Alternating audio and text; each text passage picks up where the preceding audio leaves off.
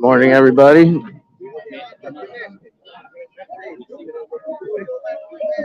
Beautiful day here at the Tomb of the Unknown Soldier.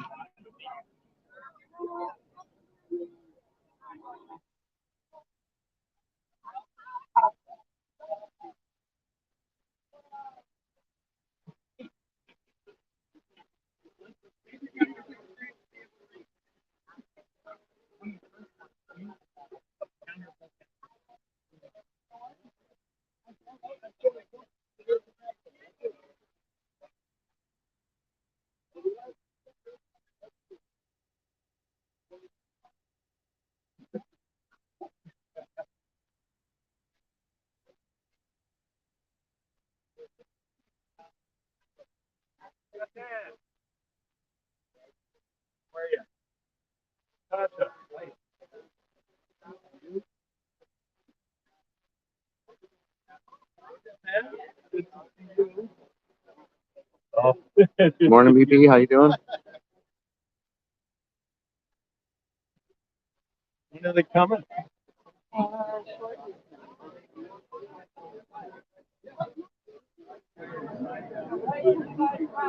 Like they're calling it from the Cool, because that's the right thing to do, right? Heavy-duty tow trucks down there. Yeah, so I took pictures. Post the companies online.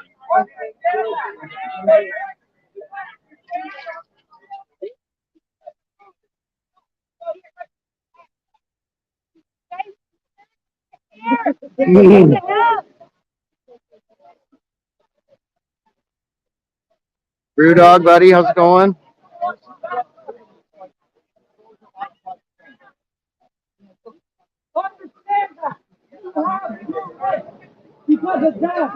Yeah, thank you.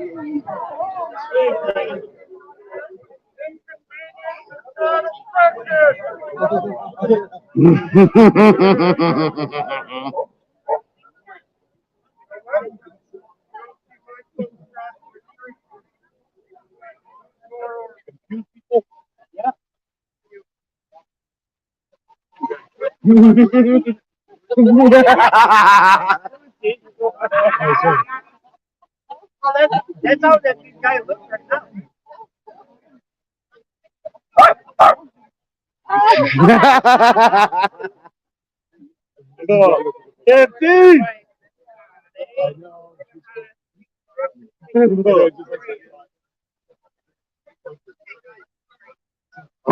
We're doing great, Brew dog. It's beautiful. As long as you stay in the sun, in the shade, she's pretty chilly. We are home. This is my home. I live here. I live here. I live here. You go home. You go home. You go China. You say China.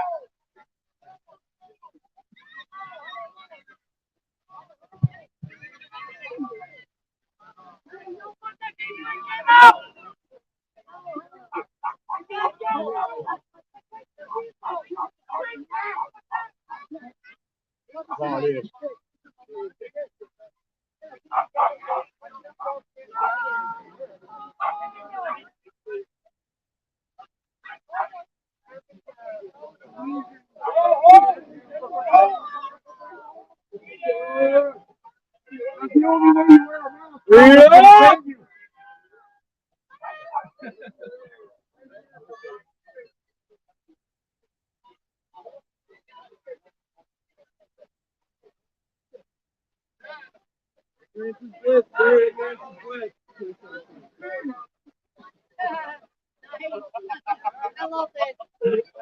Love it.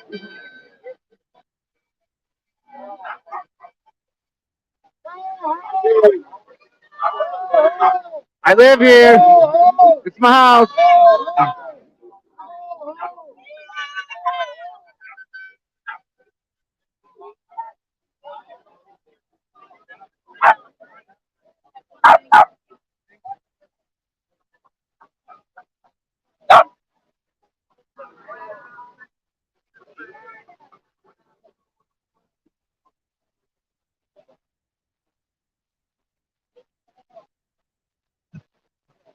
building. The counter protesters are here. Oh, look at this. The little pupper. Love the little pupper, man.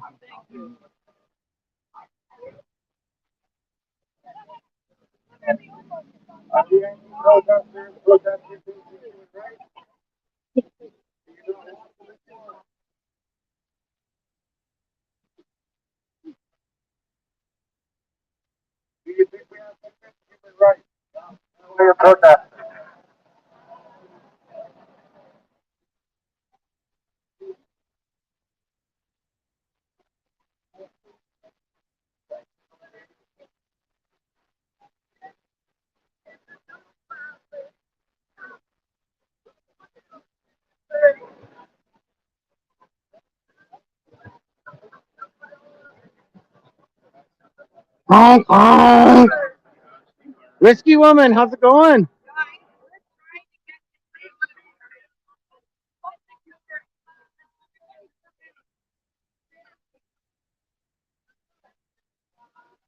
Josh, buddy, good morning.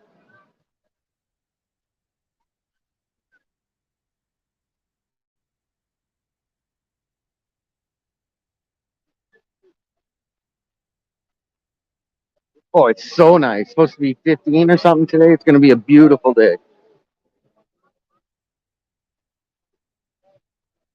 It's all about that right there. That's what this is all about.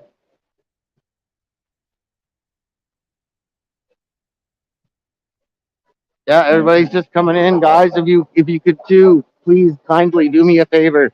Please share this stream out on your social media. Please and thank you. It's greatly appreciated. Mic check.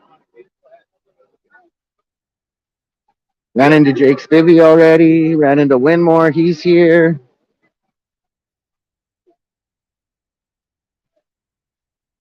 Freedom Fighters Canada's here.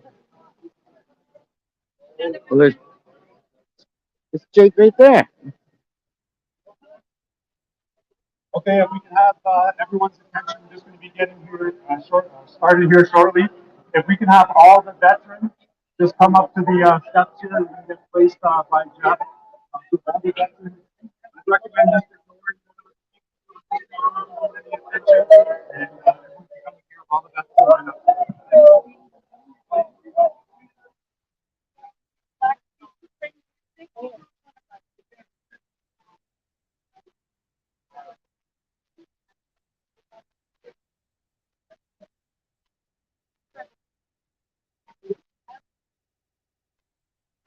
Right, Marcus?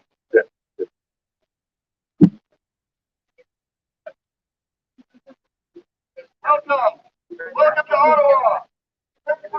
Welcome. Yeah, Viva's here. Welcome.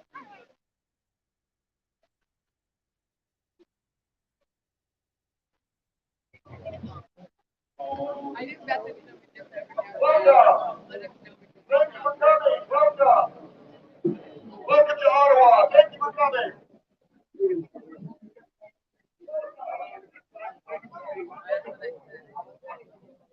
Welcome to Ottawa.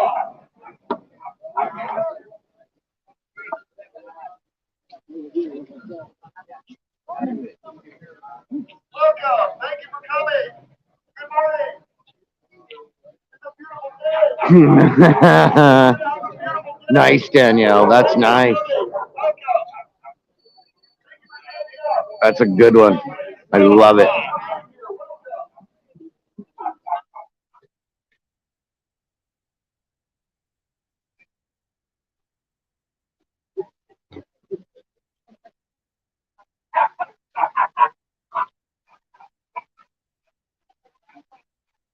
Bark, bark, bark.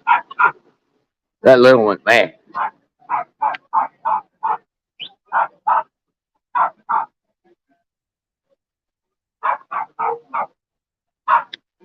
Sorry if I'm flopping around here. I'm trying to plug a battery pack in.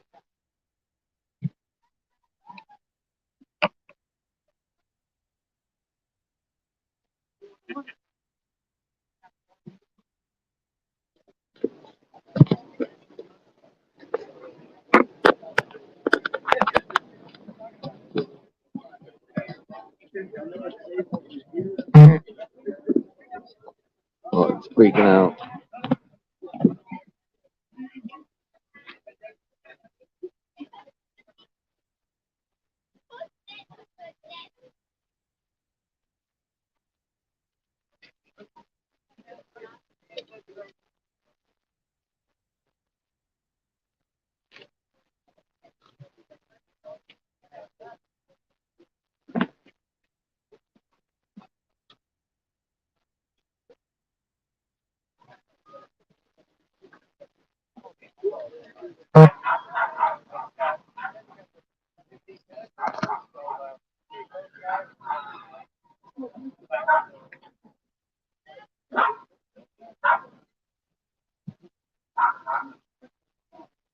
Good morning, Angie.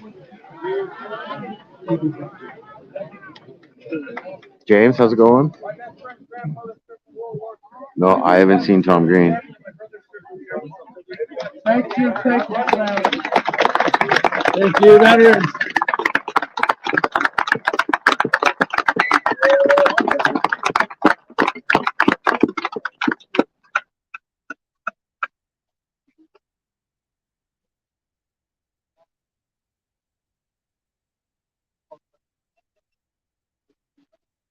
I just want to thank everyone for coming. So Thank the you, Esky ceremony is going Woman. to start at 10 o'clock. Okay. We just wanted to get in the vets here, just a bit of an old group for us. And so it's still about 15 to 20 minutes before we get started. And just want to let you know you can still get out and do your thing and buy some of our merchandise if there's any I left. don't know where Coda is yet. Our recommendation for you is just the counter protest. They have a right to be here, but don't give them the attention. Okay, because that's what they want. They want to get out here. They want to get reactions from us. And just, don't lower yourselves to their level. Okay, so that's our recommendation. So we're going to start with the national anthem at about 10, and then we'll get the whole ceremony underway. Thank you. Yeah, that's right. Sorry, so some housekeeping points. When we get started, if you could just put your phones on silent, that would be much appreciated. And if we can just keep the steps and everything here clear, so that everyone can hear us and not everyone's going to get around and start to block some of that. So thank you very much. About 15 minutes.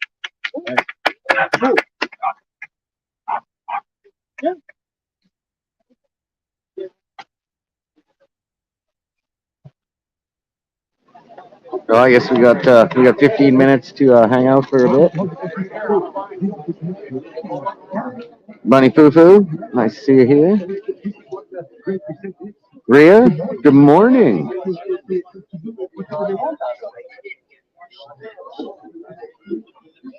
Uh-oh, I hear the bagpipes. I can hear that from a mile away.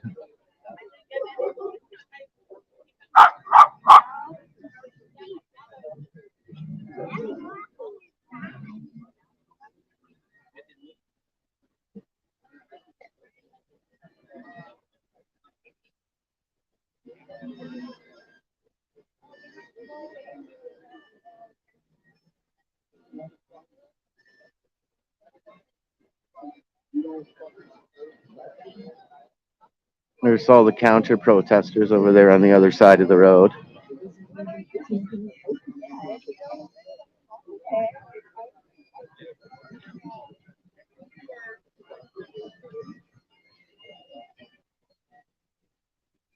CBC right there.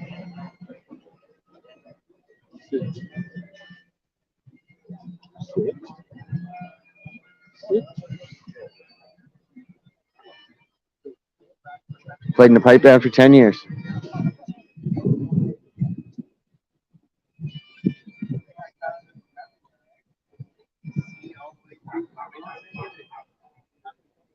Right on. Do you guys have some of that gelato just down the street? If you're in town, you gotta have some.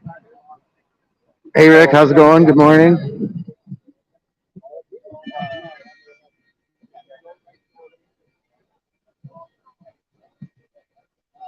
Mills is at home. Mills was down yesterday and she didn't want to come today. She had enough yesterday. Instead of just let me come right up one block, you need to go all the way down the King and all around.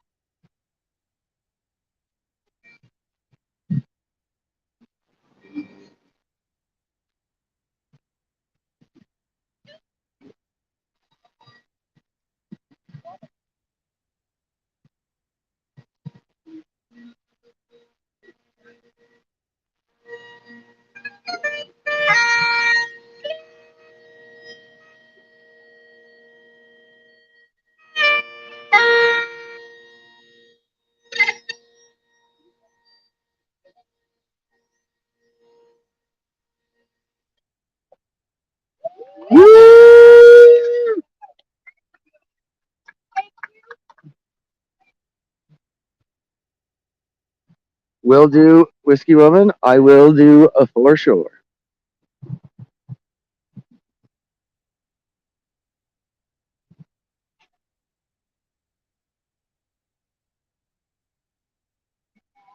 I'm not 100% sure yet. Depending on what goes on, we very well possibly could, but just not sure at the moment.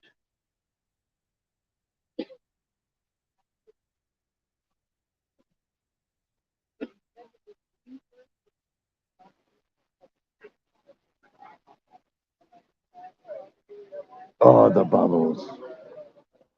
Oh, the drone's up already.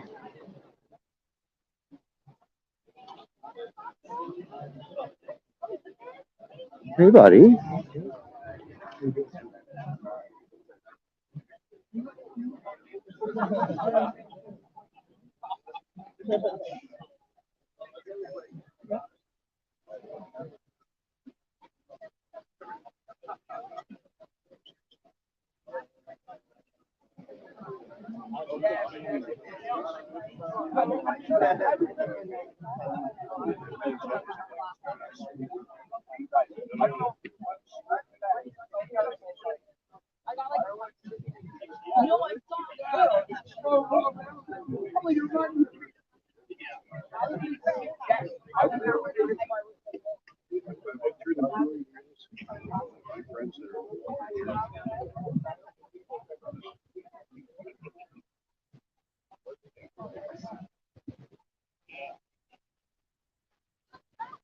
My sister was the piper. I was the drummer.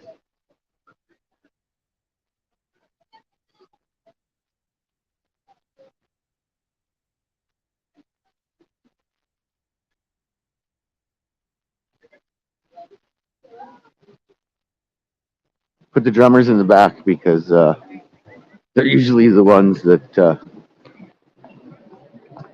are messing about.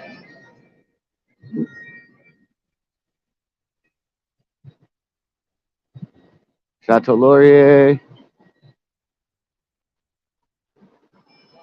East Block, the Hammerhead Cranes are on Center Block, and there's West Block down over there.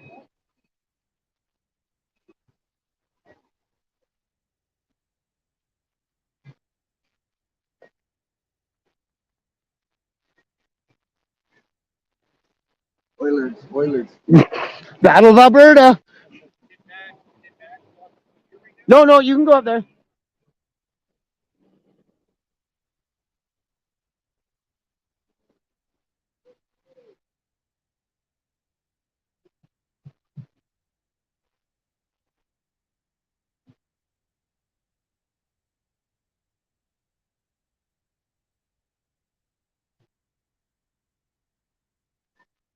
I'm gonna find a way off of here. I want to smoke a dart.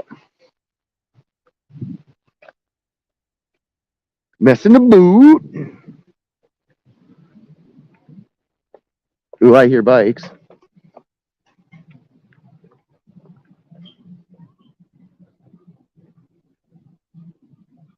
I hear bike. Single. There's a guy on a pedal bike with a Canadian flag.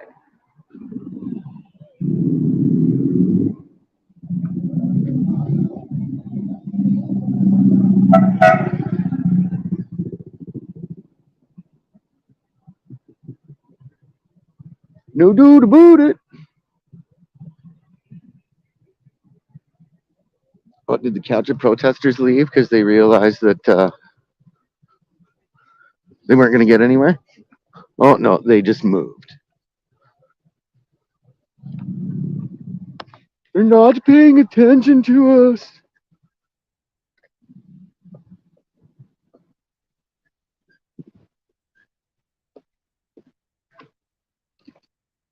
Oh, yeah, just out for a rip. Put you down here for a minutin. Yeah, he, live from the shed, he went over to Coventry, didn't he?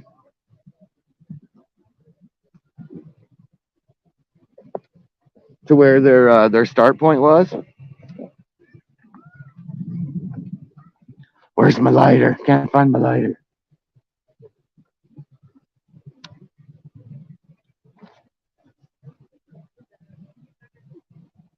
Oh, beers. Where's beers? I love a beer. Oh, Rhea, or Bunny Fufu, it's just absolutely beautiful out here this morning. That guy's one minty prick.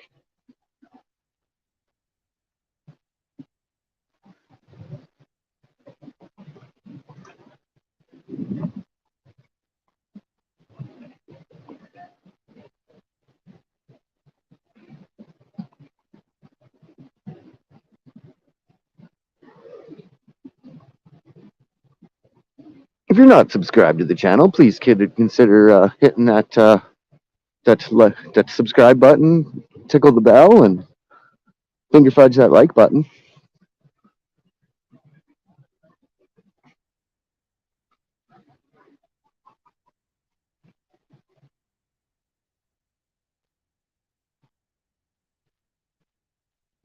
Oh, it looks like a bunch of the counter protesters left.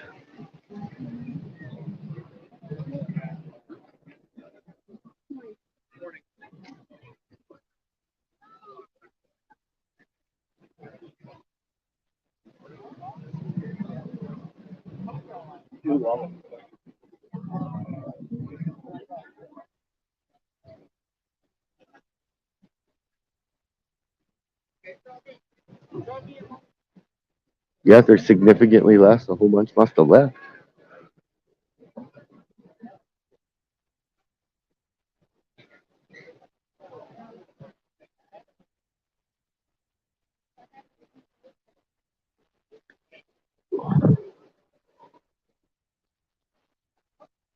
You guys see the drone up there? Stupid camera won't pick it up.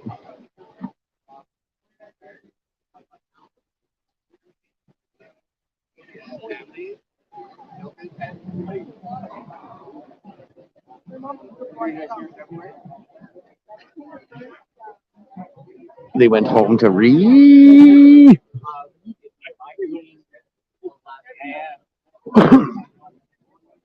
Has it been 15 minutes yet? Should I try to weasel my way back up to the front?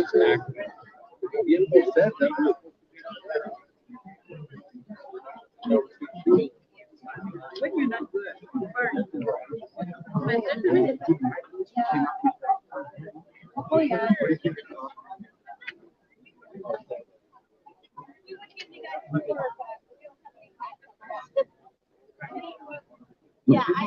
There's Ottawa Scotty.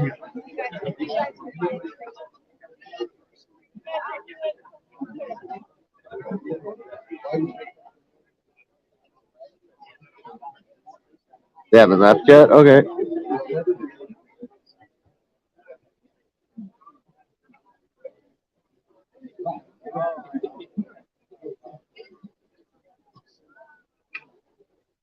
Well, was there a discrepancy between, because I remember they were going to use Saint Laurent Mall, but they were also talking, I noticed Neil last night was talking about Coventry, so I wonder if they're divided at two different places.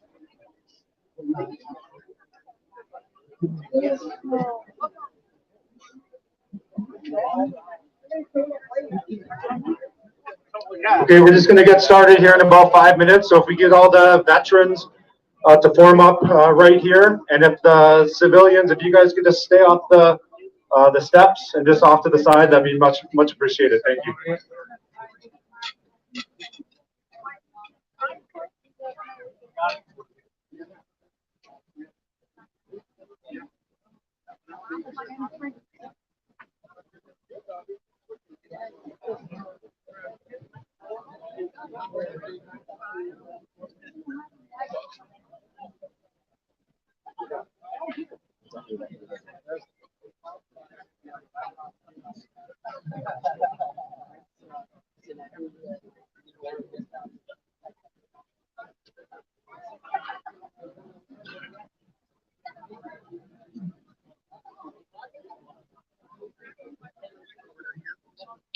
That's okay.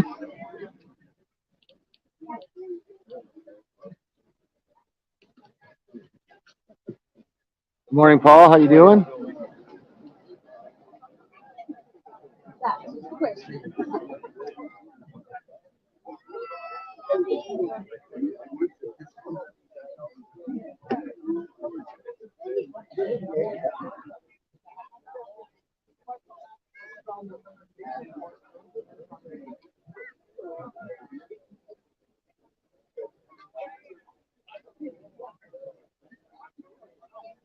So just gonna say one more housekeeping point is, I know everyone's passionate about, what they're doing.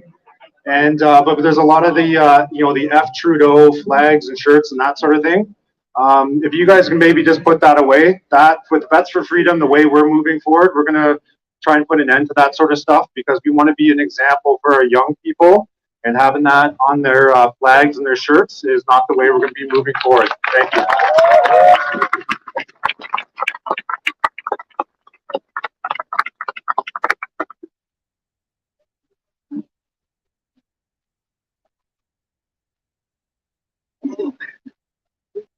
Ladies and gentlemen, thank you for coming. I'd like to introduce Scarlett Grace. Scarlett, are you close? Where's our little Scarlett? She'd like to sing the National Anthem for you and bring it us all together. Here she comes. Here she comes.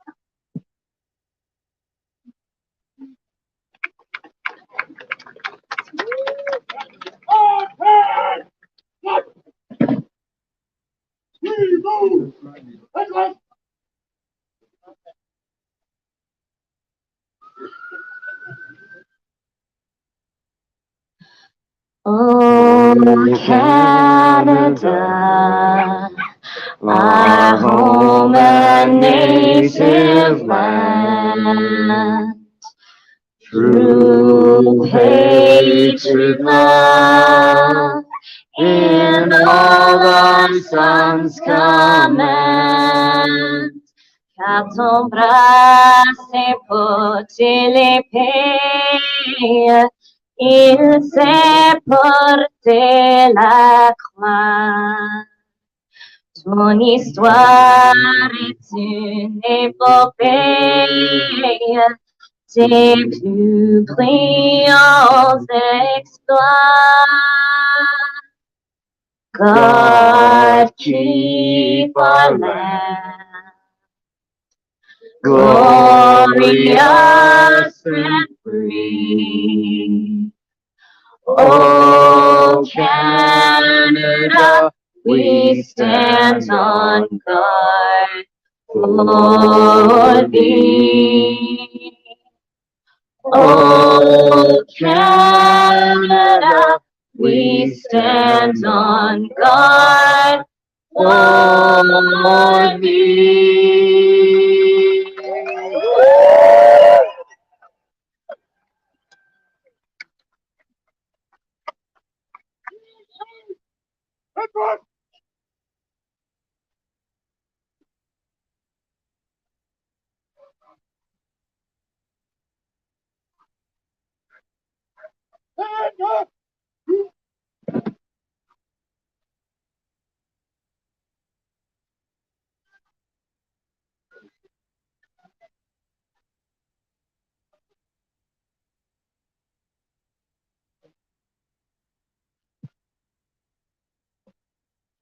Ladies and gentlemen, I would like to introduce you to the host of this morning, Mr. Neil, who said a thing, and here we all are.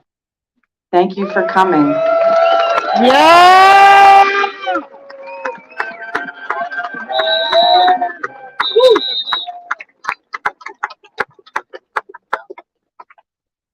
Boys, is it straight?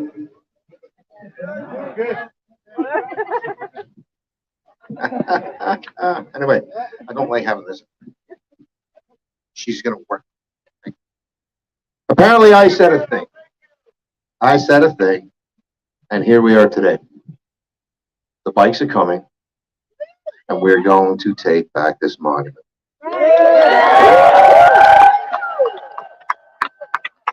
And to all the people here in Ottawa, I'd like to thank you that came, to all the bikes that have come. And this goes out to Canada. We have not forgotten them, have we? No. It's been a bumpy ride. I know I said something silly on the, and next thing you know, we're here, and I'm actually I'm at a loss for words. Me. So, anyways, the bikes will be rolling by. Unfortunately, we can't make it around the cenotaph, which is pretty great, but it is what it is. And we're gonna have some speakers, and I think the first person I'm gonna call up is Jake. Jake, come on up. I'm not gonna give out any names, but just tell us what happened and how you feel. How's everybody doing today? I'd like to reiterate what Neil said. I won't say I'm lost for words because that'd be a bold-faced lie. But thank you, everybody, coming out. Big shout out to Marianne, my personal hero. Used to walk down every day from Bank Street. Brought me some alpaca wool socks. My toes didn't freeze. Love you, Marianne. So we got here.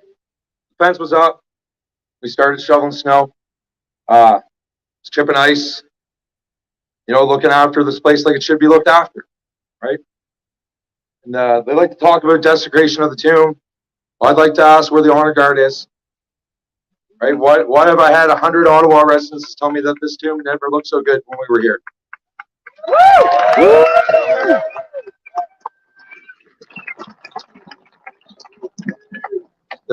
So the conversations I had at this tomb in that span of the 2 or 3 weeks we were here was the greatest pleasure of my life. The men and women standing here that came to talk to me and told me their stories, thanks to every one of you. It filled my heart back up, right? I was lost and alone like the rest of us, wondering what to do. I'd like to take a moment here to read a postcard I was given standing on the standing on the other steps of the tomb here by a mom. So bear with me. Dear fellow patriot, we don't know who you are, where you're from, but we are so thankful you have taken the time to stand up for the freedom and what is right. It's quite emotional to see how you've been able to unify a country in such a few days.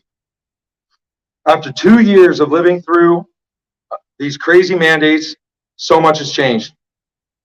Unfortunately, friends have cut ties, and some family have put distance between us, as there seems to be a belief that disagreeing in subjects means you can no longer get along. These past few days, because of your efforts, we have seen we are not on our own. Last spring, we welcomed our first child into this, and this year we are expecting number 2. Our daughter has not known life outside of mandates and lockdowns. Thank you for standing up for her and our unborn child, that they might have a choice in how they wish to live. Thank you for standing up for their future, as we know nothing can prosper without God's blessing. We will continue to hold you and what you are doing in our prayers before this throne. God bless.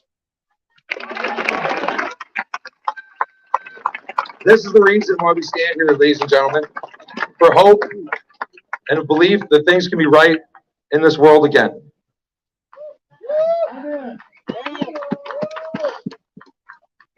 Thank you again. In the absence of light, darkness prevails. Love you, Jake!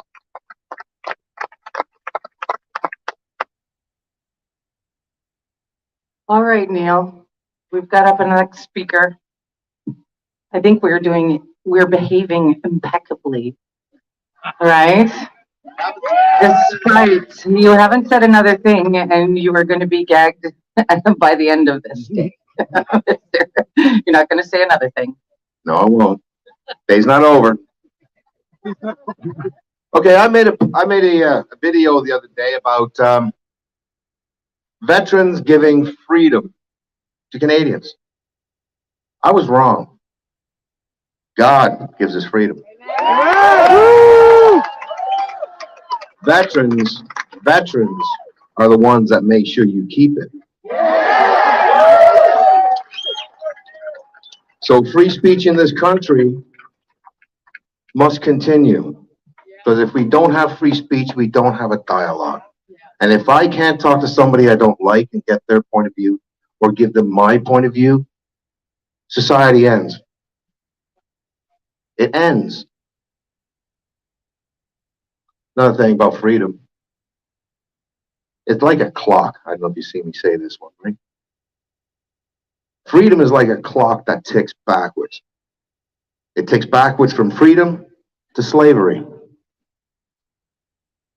And every time a soldier, sailor, airman, somebody in the military sacrifices their life, this monument takes that receipt, cashes that check, and turns it into time.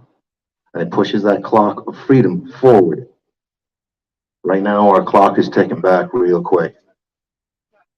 So it doesn't have to be the death of somebody. It just has to be a sacrifice. Today, you are here sacrificing your time. This monument is turning that into time. There's going to be people that won't want to sacrifice. The truckers sacrificed. These men sacrificed. Hell yeah, they did. These people came here and sacrificed. They spent money to come here. They sacrificed. This is the sort of sacrifice we're asking for as well. Because Canadians have to sacrifice to keep our freedom.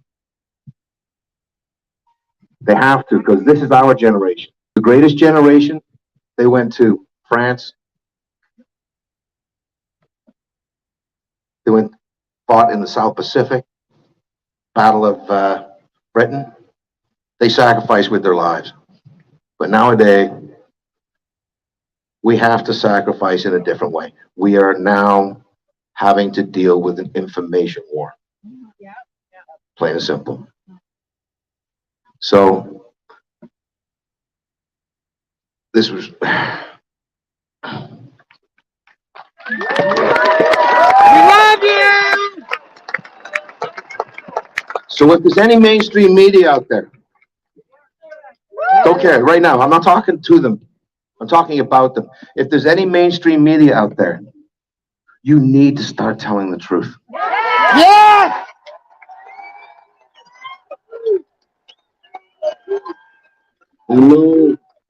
You get a lot of money from the government. We all know that, right? And even you know it. But when you see a bouncy castle with a child running and playing on it, and you turn them into terrorists, it's wrong. When you see people hugging each other and loving each other and getting along, you've got to tell the truth. I've not talked to any one of you mainstream media here because I don't trust you. And people here don't want to talk to you because they don't trust you. You need to get the trust of the Canadian people.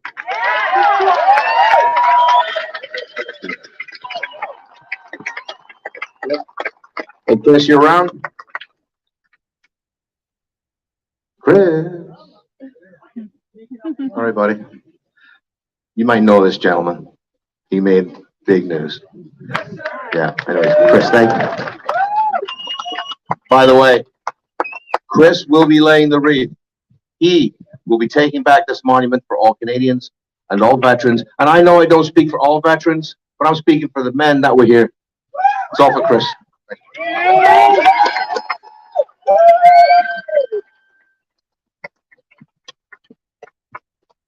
There we go. That's a bit better.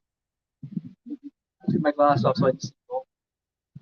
First, I would like to extend a huge thank you to Neil and his team for organizing this and allowing me to speak. I would also like to thank you all for being here today and taking part in this wreath flying ceremony. This will allow us to give back the dignity to our fallen that was unfairly taken away from us. And not just the veterans, but all Canadians deserve access to be able to pay their proper respects whenever they're able to and so choose.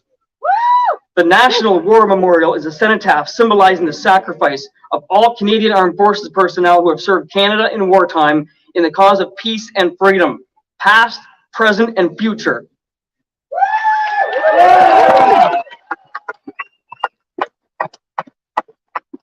I would also like to add that seeing the size of the crowd here today, even with the many attempts to deter us at the last minute, is overwhelming. Thank you all.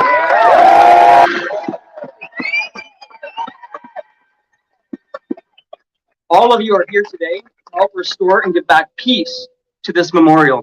You are all true patriotic Canadians, and I love all of you. Love you! When we all look back at these times, you will all know where you stood. And as veterans, we stand with you.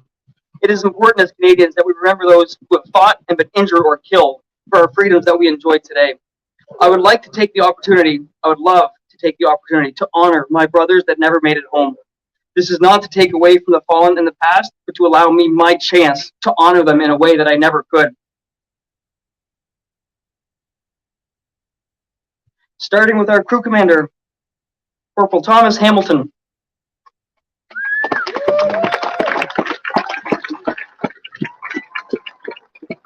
Rear Sentry Hatch, Private John Kerwin.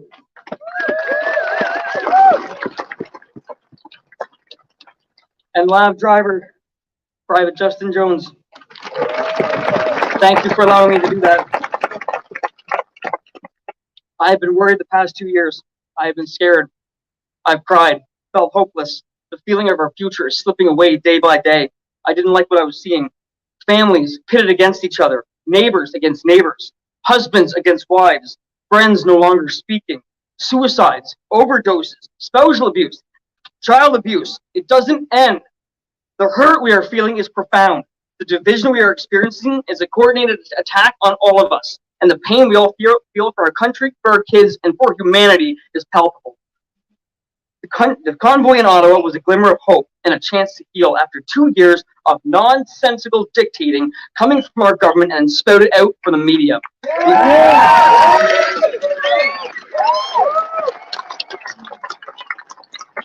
The organizations that we had once trusted have been corrupted. We have been bombarded with lockdowns, physical distancing measures, and other protocols that just don't work. Yet they say, follow the science. The Canadian people deserve their government be transparent with them. I was there in Ottawa, along with many of you. I was there with my veteran family to support the front lines of what was deemed a peaceful, lawful protest by a judge. It was not unlawful like the media would like to tell you. Why else would veterans and the Canadian people stay in the streets of Ottawa during the coldest months of the year? Freedom! The people wanted the government to come and listen to their concerns. And did they? No! What did they do? The government, police, and other officials used exceptional powers to assault their law-abiding, peaceful citizens into submission. I would know. I was one of them. On February 18th, I stood with our people to protect what was a loving, peaceful, lawful protest. On February 18th, I displayed my sacrifice medal to all the officers in which I and only 1,000 Canadians have earned. Thank you. Thank you! On February 18th, I talked to police officers who explained who we were, why we were there, and what we were doing. And on February 18th, around 12:45, I was dragged down, kicked in my back, kneed in my side, punched in my face multiple times while my hands were up. My hands were zip tied behind my back, and I was treated like a criminal. I was held in a processing line for 2 hours with my hands tied behind my back in minus 20-degree weather. I had chronic pain. I was not allowed to kneel. I was not allowed to sit, and I was denied my medication in order to comfort my duress. I'm sorry. Afterwards, myself and the other peaceful citizens were thrown out of the city like garbage and told not to return to our nation's capital. No! And that's why I had to be in Ottawa that day. I sacrificed my broken body to awaken the veteran community and Canadians alike. The Canadian people need to know that if the state is willing to do this to an injured, law-abiding veteran, then it won't matter who you are. Right. We need to come together and bring only peace. And this is where Veterans for Freedom arises. There is a movement called V4F, which stands for Veterans for Freedom. It is a grassroots movement comprised of Canadian Armed Forces veterans who are mobilizing a nationwide movement of peaceful, lawful, civic action. We join our brothers and sisters across this country to restore fundamental freedoms for all Canadians and to honor our fallen who have made the ultimate sacrifice. We need members. We need them now. We're here! We're growing at a rapid pace. 1 minute. If you or anyone you know has served your country but feel like you have more to give, please email us today at veterans4freedom.ca. Wherever evil is lurking, peace is always there to follow. Be well and thank you. Love you! Love you!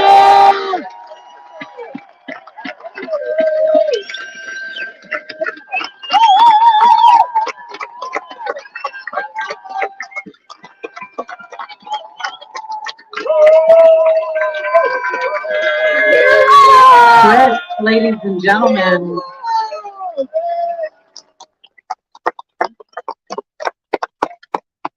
All these amazing organizations were born from the February weekend. Veterans for Freedom, Freedom Fighters Canada. There's freedom groups popping up all over the country, impossible to track, right? We are everywhere. We'd like to bring up Thomas. He has been an essential part of our team, essential part of Veterans for Freedom. He's provided me even with my own private security detail when I get panicky about the anti-hate groups. He's got my back. Ladies and gentlemen, Tom. How we doing, Ottawa? We made it. We made it. I want to say thank you so much for coming. Thank you! Thank you. And, you know, Neil touched on respect and trust, and that's what we're here today, to return the respect to this memorial. And that is something that's earned. That's not something that's given. Every single one of you out here today are the fighters. You guys are all lions. And it's our job to wake up the rest of the world and turn them into lions. Yeah!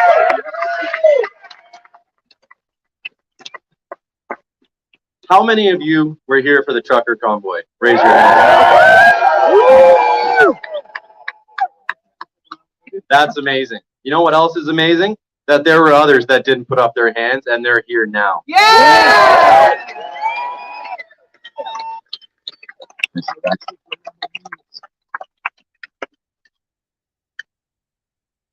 Sorry, 1 second.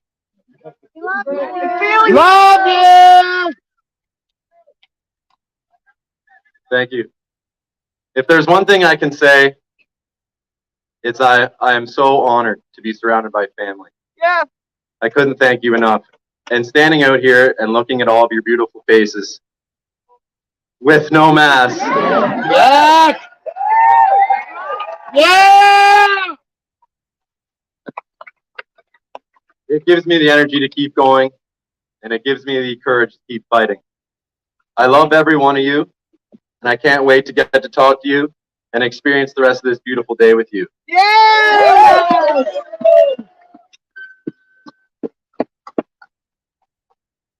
When we move forward into the future and we look back at today, we were the ones that did it.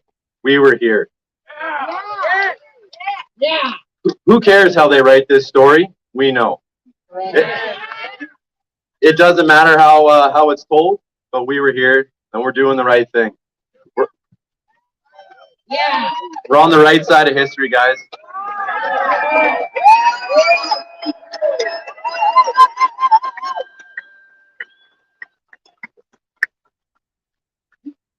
I just want to say thank you again for being here. Let us restore this respect and memorial. To me, this memorial is the definition of freedom in our country. If it wasn't for those people who paid that ultimate sacrifice, we probably wouldn't even have the opportunity to be here today. That's right. Thank you. And so that being said, let's continue to move forward, shoulder to shoulder, united and together. Thank you, and I love Good you morning, all. Chuck 10. Good morning, Helen. Love you.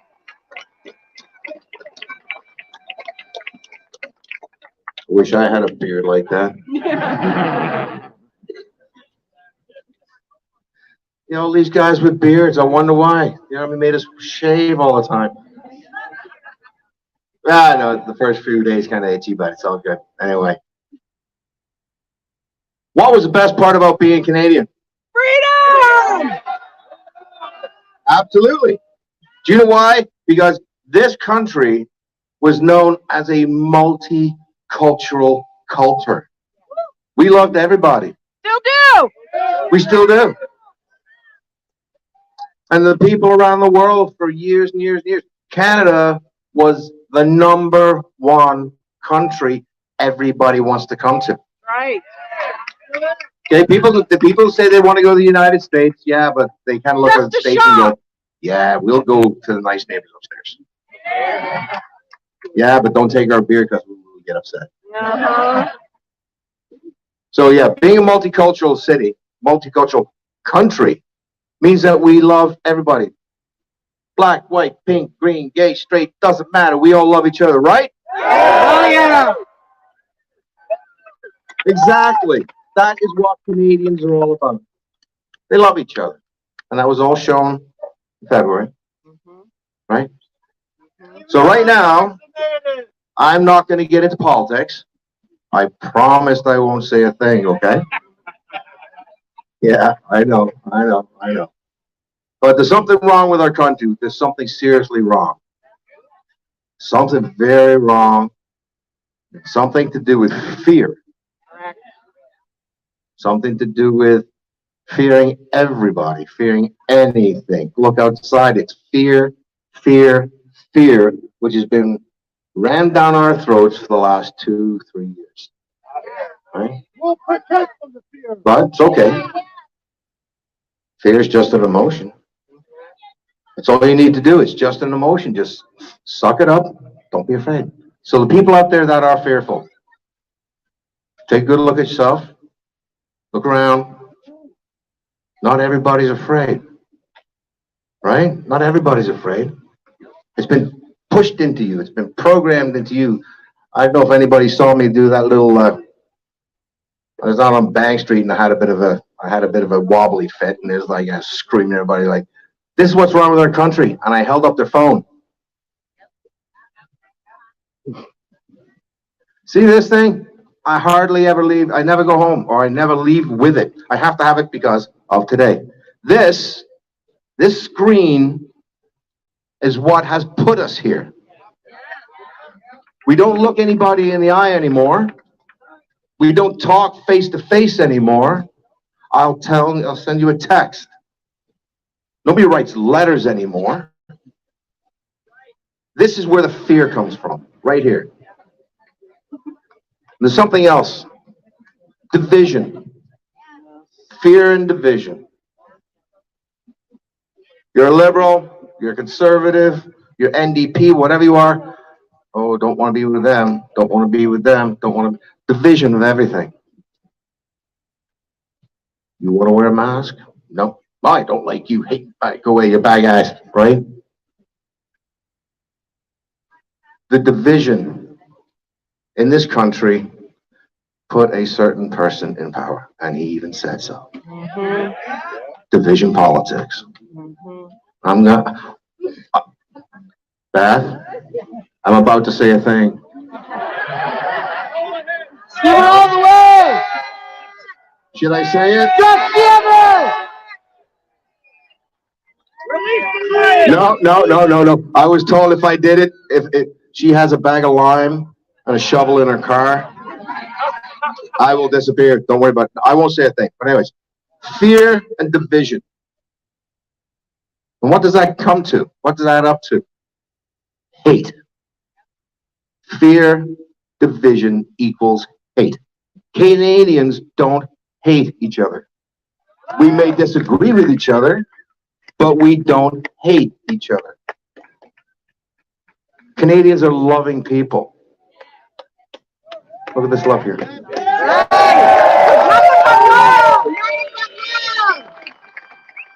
So we got to get rid of the fear.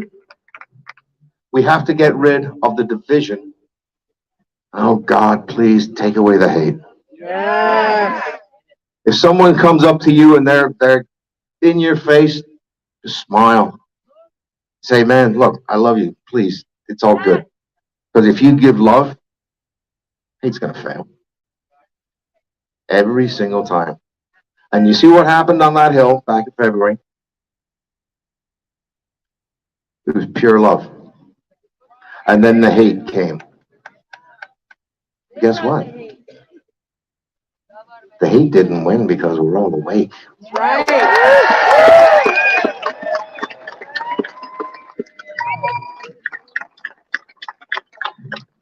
And by the way, if you see some guy driving around with a bicycle, with a helmet and a mask, with his big camera, I think he might be, you know, the other hate side. So be nice, like you are. Well, Canadians are nice, right? Hell yeah! Actually, they're beautiful and they're nice.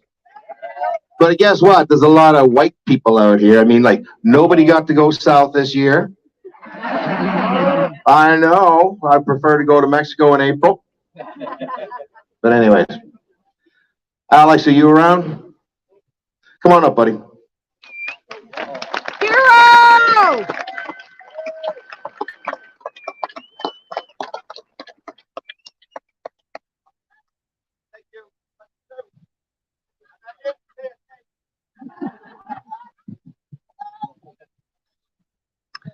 Wow, this is overwhelming standing from this position. Absolutely incredible. I'm going to say a thing. Yeah! I love every single one of you. Love you!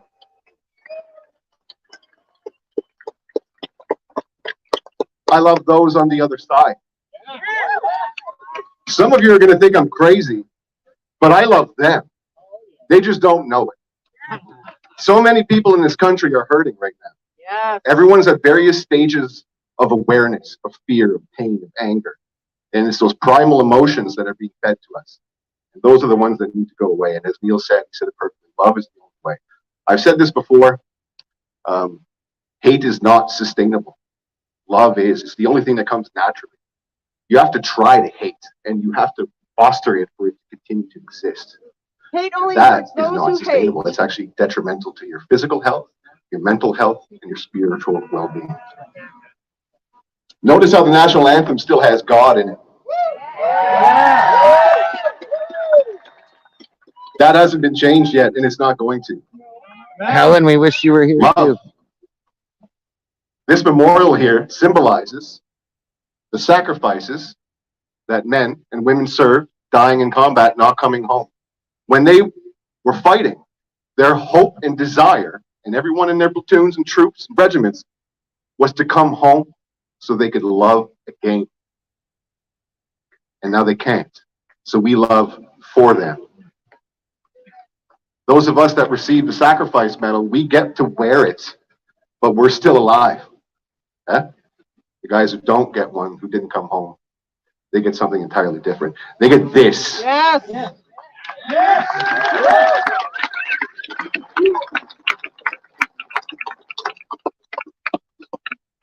When they put up that fence, they literally encaged the national symbol of freedom.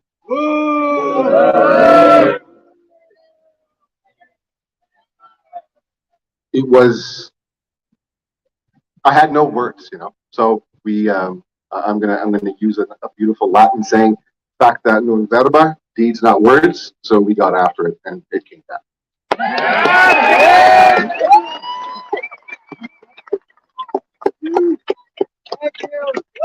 The day it came down, some friends saw me on the live stream, I guess, you know, the Friday prior, who I haven't seen since childhood. I turned around, there he is. You know, nothing happens if you don't show up. Right. It just won't happen. And if you show up, it just, every single one of us here is tethered together in some way, in some fashion. Whatever that is, God, spiritualism, the universe, and God in whatever form manifests. You know, I myself have recently become very Christian again. And the reason why I say, you know, I love these guys over here too, is I say, well, what would Jesus do? Yeah. And it's I will love you. I will forgive the person next to me. I will forgive the person that transgressed upon me, transgressed upon every single one of you. We're angry, we're frustrated, but we are resilient. Yes, and we're strong. Have any of you heard the term, our resolve is infinite? You're going to be hearing it more, because it is. I'll tell you a little story as well. My personal experience. I was medically released on the 15th of March 2020, right at the beginning of all this craziness. Prior to that, I was in Costa Rica with some veterans doing humanitarian work in a town called La Capilla. And we had a neuropsychologist with us, social worker. We were doing yoga, Wim Hof, awesome stuff, helping people. We built a bathroom in a community. And then I came home, and then all of a sudden, everyone and everything was going crazy. When you get medically released, I was approved for vocational rehabilitation. 18 months prior to that date, I was working very hard to get back to the person that I was before. Good morning, broken Luke. from the war. How's it going? It hurt me. It hurt my family. And so I struggled very hard, but I worked incredibly hard to get back to a place where I wanted to contribute to society in a net positive way again. So I was getting ready to go back to school. I was going to actually go to take a course in psychology.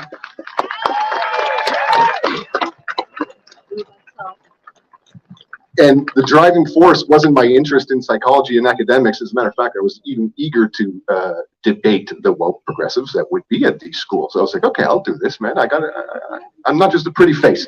So, but the main drive was I wanted to get back into society. I wanted to interact with people. I wanted to see their faces. I wanted to talk to them. I wanted to learn. And then, of course, they were not taking in person anymore. It was all the screen. I said, no, that's not the way I'm about doing it. Then the masks showed up. Well, you must cover your face. Well, how am I going to communicate with you and learn with the mask? And then, of course, you had to have a vaccination. So I was denied my education. And so I asked Veterans Affairs, I said, well, because the vocational rehabilitation period, some of you may or may not know, it lasts for 2 years. It did not pause. So 15th of March 2020, my opportunity to go back to school that everyone in the country pays for so that I can become a contributing member of society again was taken from me. This is just a small anecdotal story that people don't hear. And every single one of you probably has dozens of them.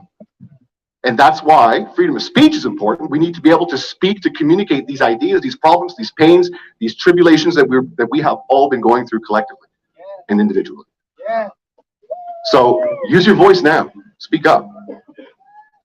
As a matter of fact, I also want to give a shout out, since we're here, and I'm going to speak about Afghanistan specifically. We have Afghan interpreters that are in trouble right now in Afghanistan.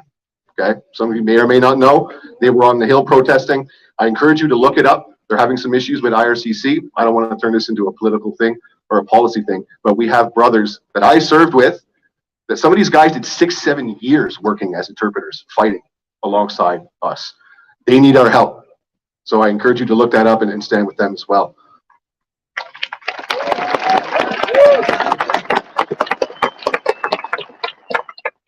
I'll give a special shout out to Ajmal Sadaf, who was my interpreter in Afghanistan in 2010.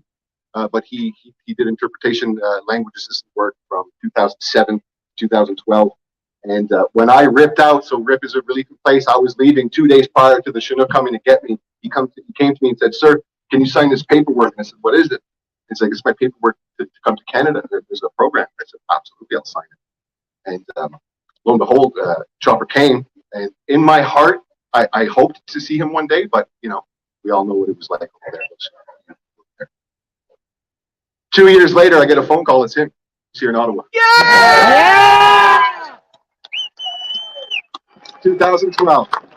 Says, sir. I'm like, I'm not a sir. He's like, oh, whatever.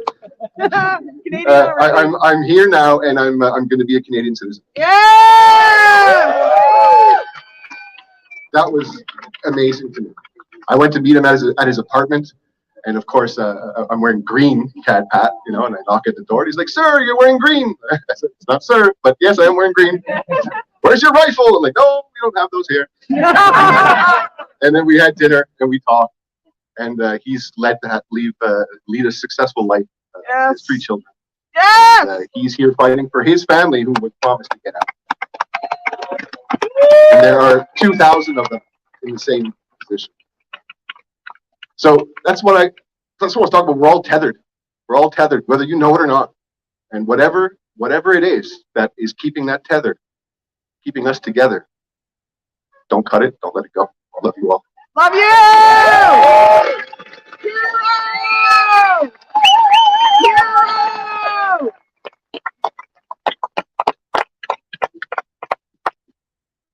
Thank you. Okay, we do have another speaker. But we have to take this opportunity while we're all together to make sure that we are exchanging phone numbers and we are getting each other's locked in on our socials. This is the network where we'll all be going back to our little corners of the country. And so we need to make sure that we stay in touch and we stay tight. Yeah, we got that? Yeah, that was what I did. I got this guy's phone number and then he went and said a thing and created a whole bunch of issues. But but we do love him. And we do love Neil. Thank you, Neil. We love you very much. Okay. Oh, we got him first. Got another one. We got. He might say another thing. But when we were on the Hill last night, and there were a few people speaking to the desperation that they were feeling, and much of this MSM doesn't understand the desperation people are feeling. We got this incredible sensation when the truckers showed up in Ottawa that we were not alone. Right? They lied to us. They made us think that we were the only ones. And yeah, sure, we might be the minority, but we are not alone. You are not alone. And we don't want you to let go. We keep continuing with the freedom movement because we don't want you to let go. Don't let go of your faith. Faith over fear. Hey, Shaq, you got a ranch? Are you in here? Exchange numbers with people because we're gonna keep each other afloat during this time. Neil wants to say some more things. I'm just gonna keep her on her toes. All right. Very special gentleman I'd like to come up here. Jeff, I'd like you to say a few words. See, that's all I wanted to say. That's all I wanted to say. I might say a thing at the end of it. Jeff.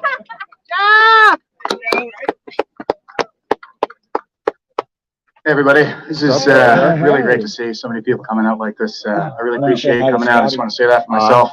I know when the vaccine pass came into effect, I just moved into my retirement house. I just got in the fall last year, and I got cut out of the gym and Legion and all that stuff when I came in. So I started wearing my hat and kind of went out as a one-man army. And when I saw the truckers coming together in Ottawa, I knew exactly where I had to be, and it was the best thing that I think I've ever seen on Canadian soil.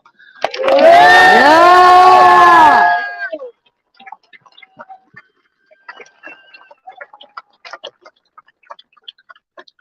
And you know, folks are talking about how we as the veterans, you know, we're really well positioned to provide a little bit of leadership in these circumstances. And no, we're not here to talk politics today, but I would like to talk about principles a little bit. You know, this is we are the people of the Enlightenment here. Okay, we're the only ones. We're the only ones who believe that the truth is something that's accessible to everyone. Thank you, BP. We love you. We are the people of reason. We are the ones who say that it's not a matter of who you are, it's a matter of what the reasons for your beliefs are. And what you believe is not as important as why you believe it. And this all really started a really long time ago with a veteran. He was a war veteran of Athens. His name was Socrates. He was retired. He was about at age 70, poor man with children. And the Oracle of Athens said that he was the wisest man in Athens. And when he heard that, he said, but the only thing that I know is that I know nothing. So he went out into the market where he would have found all the experts around that time who purporting to have special knowledge.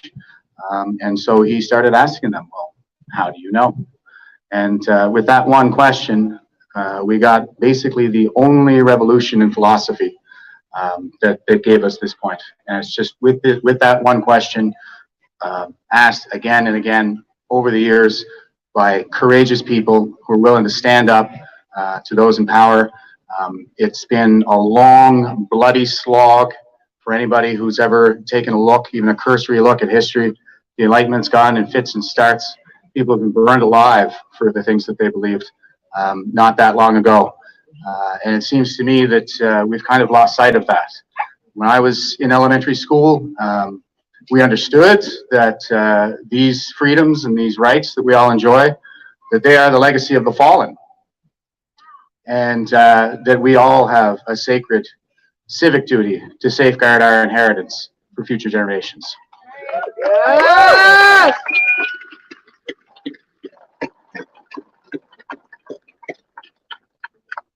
And I think that's kind of what all got us into the service to begin with. I've been thinking a lot about my experience in the military and reflecting on it. And when I was a young guy, I think I just wanted to be a part of this and contribute to this great project that we're all engaged in here. So nowadays, I don't really have much compunction about saying that, yeah, I felt a sense of duty.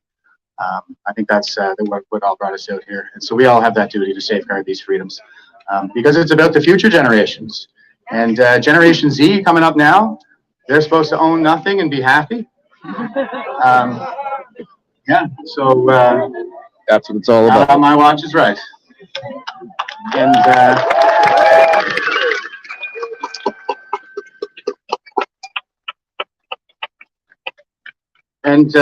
so I would say that greatness is that which is conducive to a brighter future for generations to come.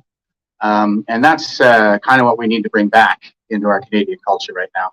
We need to bring back that sense of greatness and start reaching for new heights again.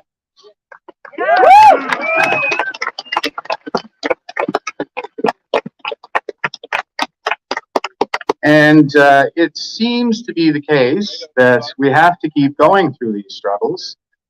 This just keeps happening again and again, crisis after crisis. We see a lot of the same signs, harbingers of the previous crises. This crisis, I hear a lot of people talking about ancient prophecies like Revelations and so on and so forth. You know, Orwell, people say was prophetic. I don't think so. I think he was probably observant, and he had a very keen eye for fascism because of his military experience fighting fascists in Spain. And so what he did is he didn't put together a prophecy. He was very keenly observant of the kinds of social trends that he could see in the Soviet Union at that time.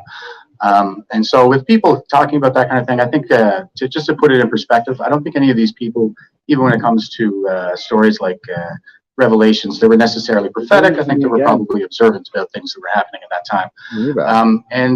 You know, this has kind of been my bag since I started this thing, but I've been reading up on a theory that predicted this particular crisis and explains why it seems to go in these cycles. We seem to keep repeating these things. It's called Strauss-Howe generation theory. It basically says that we keep going through these crises every 4 generations. It's a 4-generational cycle, and it's because there are only 4 generational archetypes: prophet, nomad, hero archetype. What happens is when the prophet generation reaches peak institutional power, as we all do in our early elderhood prior to retirement, we're at the tops of our careers. Once they get up there, they tyrannize us and kind of double down on their enemies, drive us to war. That's what led us into the Second World War. We're in a crisis era. It starts with a minor cataclysm. Ours was the 2008 collapse. The previous one was the 29 collapse. And then everything just kind of spins out from there into chaos. And so, yeah, every time we get this generational constellation in play, a prophet, nomad, hero archetype, as we do right now, that's Boomer generation, Gen X, and Millennial, and then Gen Z. So the prophet generation is currently at peak institutional power is the Boomer generation, and that explains very well, I think, why we see the same problems all across the West. It's a cultural issue. I'm not saying anybody's bad people or that they're evil or anything like that. But just in my experience working with senior leadership, there doesn't seem to be any feeling that they should need to give reasons for their decisions. And so, yeah, there tends to be a lot of doubling down, and they get a little bit put out if anybody stands up to them or asks that wonderful question of how do you know that? I think the answer here, according to this theory, Strauss-Howe generational theory, is compassionate revolution. And it's, thank you. There's Millsy. Good morning, Mills. And it's already happening. It's a cultural shift, like I said, and basically what we see happening is a lot of powerful Gen Xers are starting to stand up and say that they had enough. So the most salient example right now would be Elon Musk and his purchase of Twitter. So if you want to be able, I'll give you a little bit of a lens here to try to identify who the leaders in the revolution are and who the establishment is, right? So are you on the side of Elon Musk or Bill Gates? Elon. Well, you know what? If we have to have a richest man, which one should it be? You got to pick one, Jake. Oh, you're not playing fair, man. I pick freedom! Yeah. What about sorry, I lost my guy there. Ron DeSantos. Yeah. Okay? Ron DeSantos or Joe Biden. Woo! Right?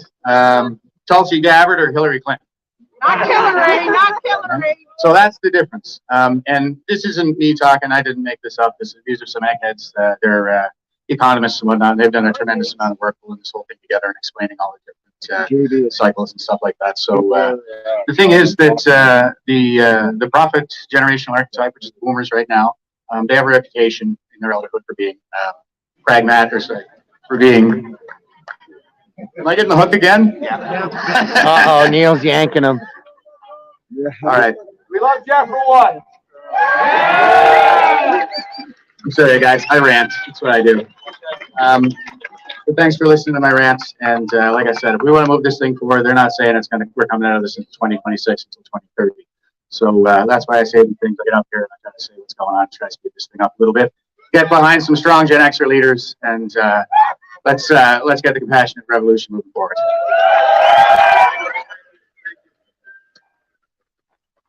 Wow. Well, I got one more thing to say. Haha, real good one. By the way, all the lefties that bought the Tesla, they gave Elon Musk the money to buy Twitter. All right, Daryl, where you at? Yeah. There you go, Daryl. Man, he's been everywhere. Nice rack, buddy. That's a nice thing to say in the military, okay? All right. No! No!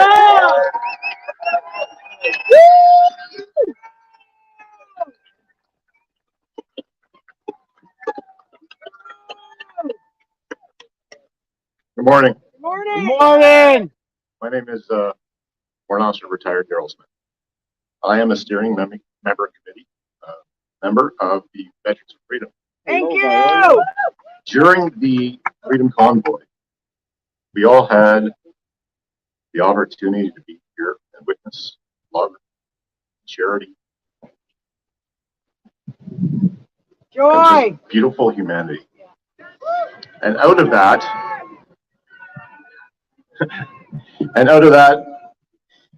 we as veterans, 5 of us, listening to Canadians tell us that for 2 years they didn't have hope, that they felt lost in their homes as they've been locked away, that they couldn't hug their relatives, that their family members were committing suicide, that their children had to go to school in masks and then not school at all, and then school and not school at all, learning from a computer. Hey, Mills, you want to use your wrench? These little children. What do you think that's going to do to their future? How dare they?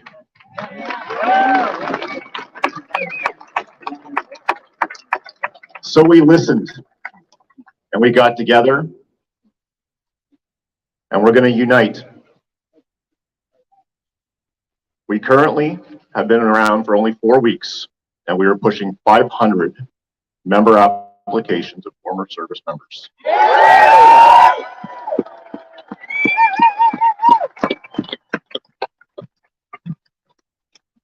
Now, the mainstream media likes to paint everybody with a broad brush, calling misogynists, racist, and all the other buzzwords that I don't have to go through. We know them.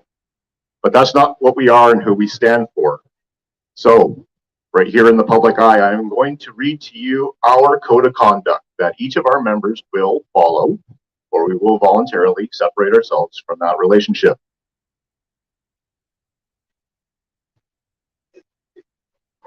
Excuse me a moment here.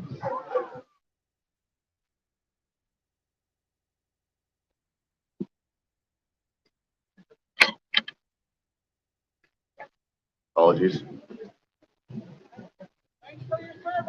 Love you! Love you! We love you! As a member, you commit to conducting yourself with the utmost professionalism in accordance with the following principles. 1, uphold the fundamental rights of Canadians that are governed by the Constitution, the Canadian Charter of Rights and Freedoms, and the Canadian Bill of Rights. 2, activating your civil responsibility to the fullest extent possible within the bounds of law and embodying a superior example of peaceful non-compliance. 3, standing against globalism, medical segregation, and a new world order that will subvert the rights and freedoms outlined in the above items. 4, conducting yourself with honor, integrity, discipline, and treating each member of the public with care and respect at all times. 5, refraining from the use of violence in any form towards any member of Canadian society, to include civilians, law enforcement, and or members of the public service at all levels of government. 6, making all possible attempts to de-escalate potential altercations between members of the public and law enforcement. 7, maintaining total sobriety at all times when present at rallies, and especially while wearing B4F insignia. 8, reporting all donations collected to be properly accounted for. 9, all invitations to speak on behalf of Veterans for Freedom are not permitted under any circumstance. If the media seems to have a narrative against any one of those 9 directives, it will be a Veterans for Freedom board member that is speaking on behalf. Okay? So if anything is portrayed in the media to be outside those lines, whether it be violence or someone's flying a flag that shouldn't be flown, it's not of us for us. And I need you to know that. And we're getting that out to the world now to get ahead of the mainstream narrative. Yes.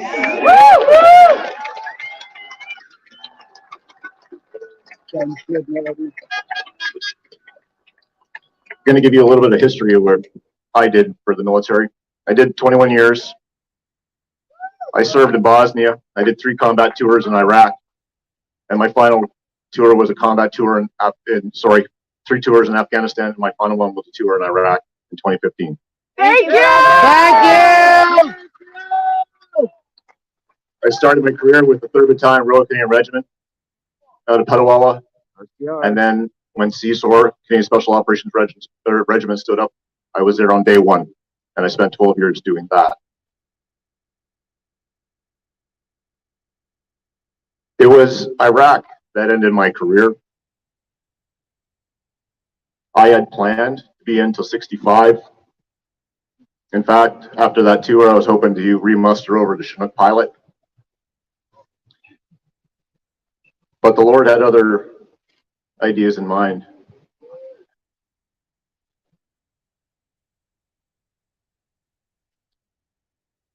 When I never actually got to go back to work when I came home from that tour, not one day.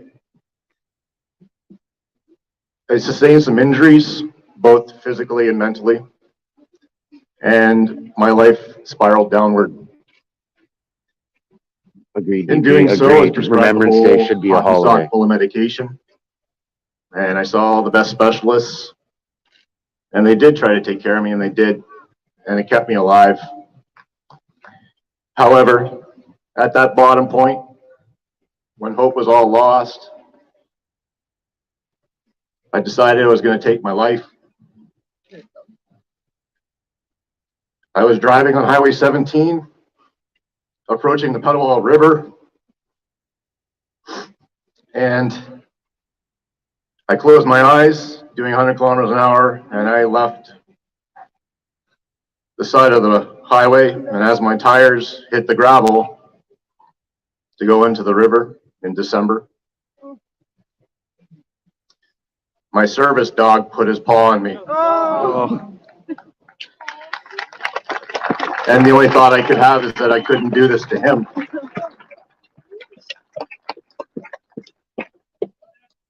I was at a very, very low point. Just destroyed. I associated my entire being as a member of the Canadian Armed Forces. It's who I was, it's what I loved, it's what I was. And when it's taken from you, and veterans know, you have a sense of loss. Your sense of purpose is gone. You don't know who you are anymore. And when you're fighting all the demons that come to you in the night, and you don't know where to turn, I'm going to make an admission to you. When this was all happening, I was an atheist. I did 41 years of my life getting through, not knowing the Lord. So at my lowest, I began looking for the answers to why I had to go and do what I did in all these different countries. And in doing so, I discovered who the real enemy of this world is, right? The elites, the ones who are controlling what we hear, what we see, what we read, our education system, our monetary system.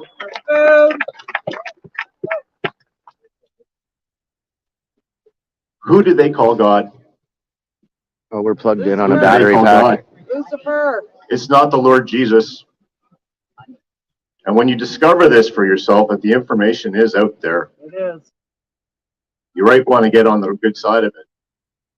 Praise Yahuwah. I was on 9 different types of medications for my head, for my heart, for blood pressure, for sleep, for anxiety, for depression. The night I got on my knees and I accepted the Lord into my heart, I was addicted to pornography my entire life. When I got on my knees and I asked him for a new heart, and I swore an oath to him that I'd be a warrior for him. When I woke up that next day, I tried to come off those meds 3 or 4 times, and each time I was near suicidal.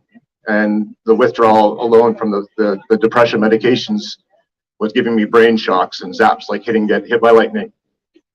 And it was brutal and painful. And that next morning when I woke up after accepting the Lord, I went cold turkey on every one of those medications. I never watched porn again. He took my heart of stone and gave me a heart of flesh. We love you. And it's been nothing but miracles ever since. I'd like to give a personal message to the Prime Minister of Canada. Here we go. And it's a message of love. Justin, the devil has your heart, Yes. but it's not too late. Never. The people spoke and you are in power, but you're not doing it right. No. I pray that the Lord Jesus Christ comes into your heart and changes it from a heart of stone to a heart of flesh, and that you can redirect our country back to its former glory. Amen.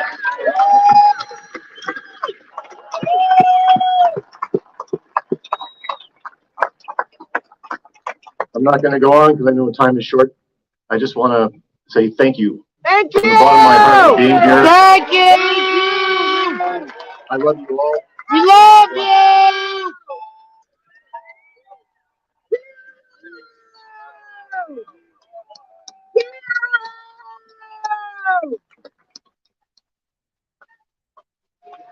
Freedom! Freedom! Freedom! Freedom!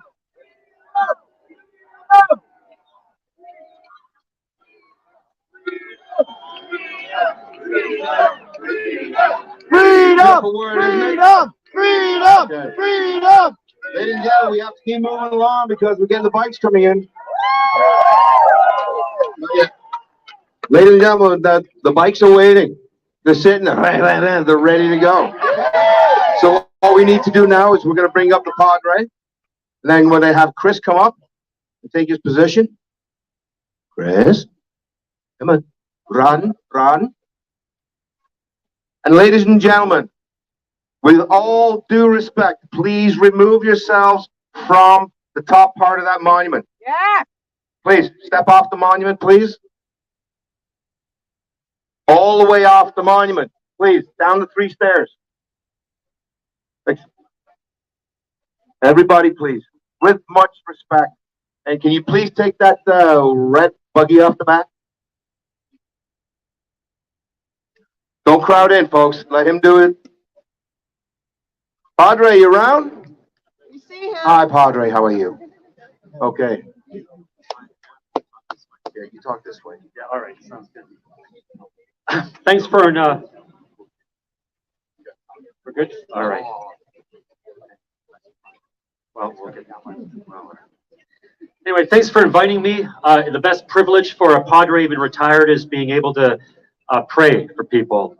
It was a lonely couple of years, wondering if you're the only crazy one for questioning all the mandates and the irrational and abusive leadership. And then the truckers showed up, and then the veterans, and I want to thank God for all of you, so I could be there with you. And though the CDS called us disgusting for not desecrating, but decorating with patriotism and honor to our fallen comrades, occupying space in our city of Ottawa, it's the most proud I've ever been in a long time, standing there courageous with all you people singing the National Anthem, wearing my poppy for the first time in the legal and successful freedom convoys. Why do I say successful? The provincial mandates wouldn't have been lifted if it wasn't for these truckers. And though we still pray, though, for the lifting of the irrational, segregationist, discriminatory, unscientific, and abusive federal mandates. Now, in the Christian calendar, during the second week of the holy season of Easter, we mark the martyrdom of St. Mark, who wrote one of the Christian Gospels. And St. Mark questioned the superstition of his day, and he stood up for his cause, the message of the Bible, that God so loved the world that he gave his life for the salvation. And so in AD 68, those who deemed that he had unacceptable views, they placed a rope around his neck and they dragged him through the streets until he was dead. Now, even if you're not religious, I'm sure that you can admire his courage of standing up for his beliefs and the truth in light of oppression, false narratives, and even government propaganda and muzzling of free speech that he encountered in his day.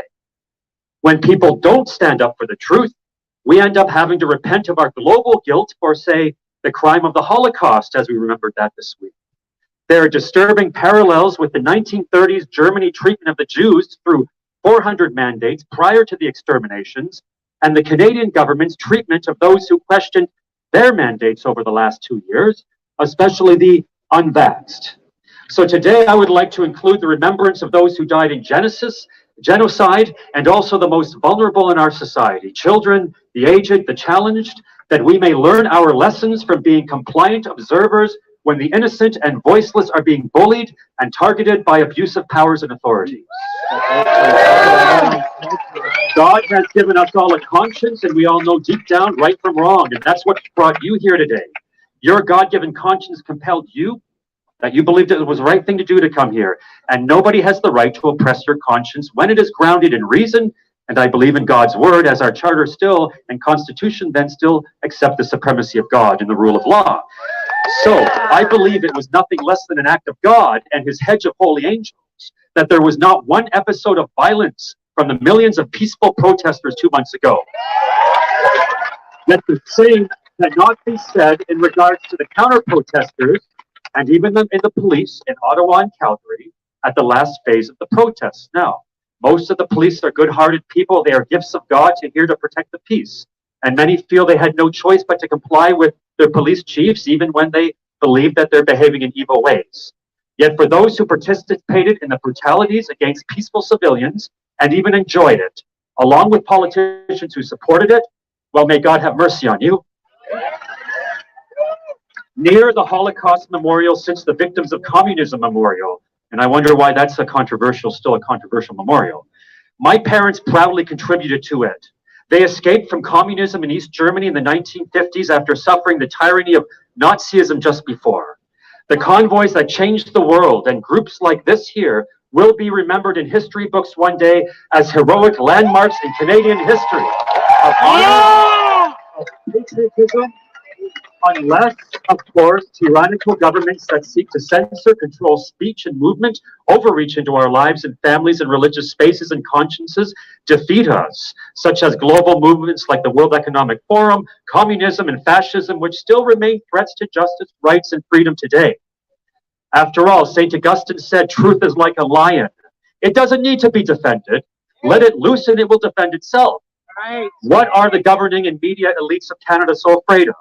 Cowards censor free speech. Cowards seek to control the dialogue. Cowards manipulate statistics, change language, muzzle opponents, create narratives that seek to serve their own selfish and greedy ends. But you know what? Most Canadians aren't cowards anymore. So I feel honored to be here with this peaceful community who have taken the time to gather here in this beautiful patriotic effort. It takes a lot of courage in light of the partisan media and government narrative that continues to paint us, even sadly, as terrorists. Yet any eyewitnesses of the convoy and any sensible and critical thinking-minded Canadian knows that when they were there, in spite of the suffering and persecutions, it was the right thing to do. So I would like to begin by just praying Psalm 34. I will bless the Lord at all times. His praise shall continually be in my mouth. My soul makes its boast in the Lord. Let the humble hear and be glad. Oh, magnify the Lord with me and let us exalt his name together. I sought the Lord and he answered me and delivered me from all my fears. Those who look to him are radiant and their faces shall never be ashamed. This poor man cried and the Lord heard him and saved him out of all his troubles. The angel of the Lord encamps around those who fear him and delivers them. Oh, taste and see that the Lord is good. Blessed is the man who takes refuge in him. Oh, fear the Lord, you his saints, for those who fear him lack no thing. The young lions suffer want and hunger, but those who seek the Lord lack no good thing. Let us pray. Au nom du Père et du Fils et du Saint-Esprit, Amen. Almighty God and merciful Creator, gracious Redeemer and Heavenly Father, always more ready to give than we are to ask. You have given us this good land of Canada as our heritage. Grant that we remember your generosity and constantly to do your will. Thank you for this gathering here and for each veteran and supporter present as they continue to manifest the values of integrity, loyalty, courage, and honesty in their own unique ways of seeking to protect freedom in this country, our charter, constitution, and shared Canadian values from those who seek to oppress, demonize, and antagonize any citizens within this great nation. We praise you for the sacrifices of all those soldiers who died for the cause of preserving freedom from dictatorial regimes and terrorists in other countries, in many bloody wars at land, air, and sea, as we remember also the Battle of the Atlantic coming up. Each one is a tiny picture of the ultimate sacrifice that you have provided by your only begotten Son, Jesus Christ, who by his innocent death on the cross and glorious resurrection from the grave established peace between us and you, and the ability to have peace with one another. We pray for healing for those who have suffered the horrors of genocide. Protect the most vulnerable in our society, regardless of age, race, or sex. Bless the leaders of our land, Elizabeth, our queen, in the rule of law, that we may be a blessing to the other nations of the earth. Grant that we who become from many nations with many different languages may become a united people. Support us in defending our liberties and give to those whom we have entrusted the authority of government the spirit of wisdom, that there may be justice and peace in our land. Grant that we may choose trustworthy leaders in upcoming elections, contribute to wise decisions for the general welfare, and serve you faithfully in our generation. Keep our government officials and public authorities accountable for their decisions at all levels, and we ask that violent and authoritarian behavior, as so clearly displayed by our Prime Minister, be held to account for any immoral, unethical decisions and blatant crimes against Canadians. Cause him to repent of his sins so that he can receive your mercy. Heal those who have been hurt physically, mentally, and spiritually, especially those who have lost their jobs and companies, such as many courageous truckers. Send your holy angels to protect James Top as he heroically marches to Ottawa. Yeah! And help us to forgive those who misrepresent and lie about us. Heal all our wounds, so that we may not lose heart nor the battle by responding to hatred with hatred. Fill us with love in the face of persecution. Grant the leaders of Veterans for Freedom, Democracy Fund, and Action Canada the gentleness of a dove, yet also the wisdom of a serpent in all their decision-making. And bless our land with honest industry and truthful education, and keep us safe from all evil courses of actions. Turn the hearts of abusers who propagate dishonest media, such as the CBC, and bless the efforts of independent journalism, such as Rebel News and Truth,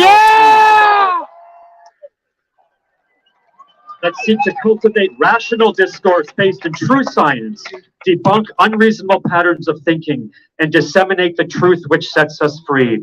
Bless the efforts of all freedom organizations. We thank you for all your undeserved blessings, and help us never to lose hope. Lord, remember us in your kingdom and teach us to pray. Our Father, who art in heaven, hallowed be thy name. Thy kingdom come. Thy will be done on earth as it is in heaven.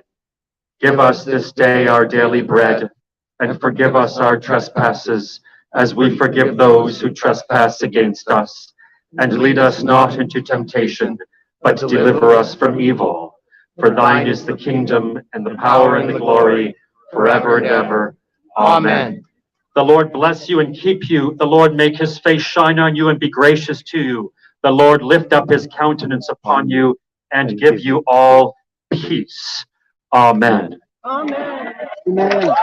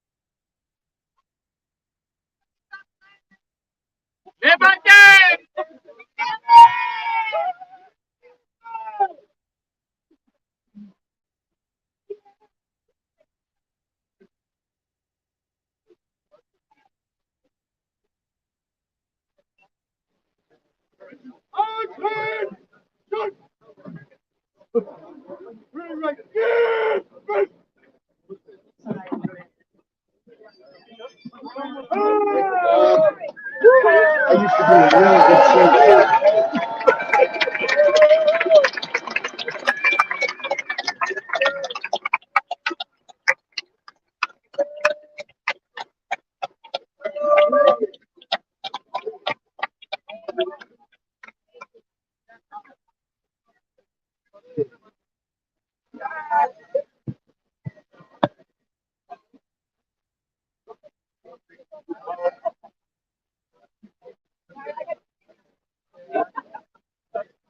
If everyone turns around, we should have some bikes making their way. You can still stay here, but just turn around and have a look. Thank you.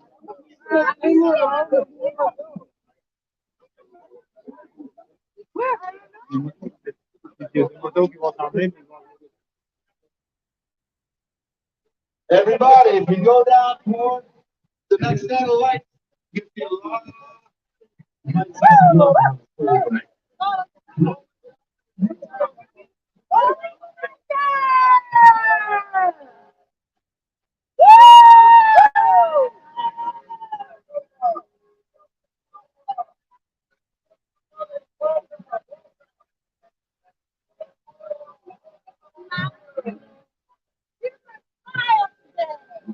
Someday you'll love freedom too. Well, Lewis Winmore. Oh my God. I want to see Welcome to Rolling Thunder.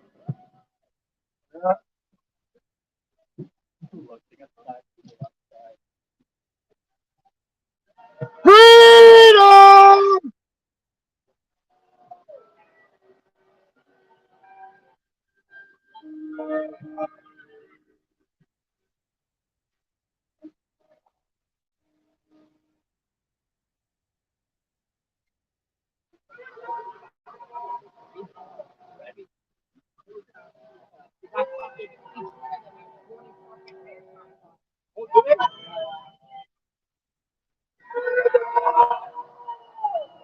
Freedom.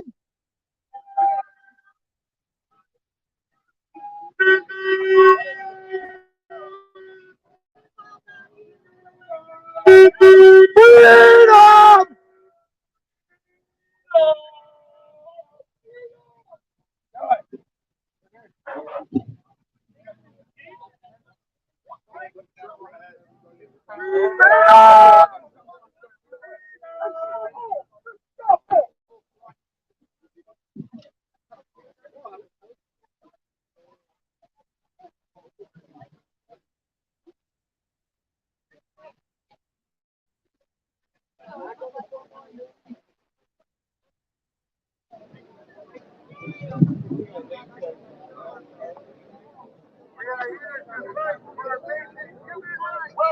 Welcome to Ottawa.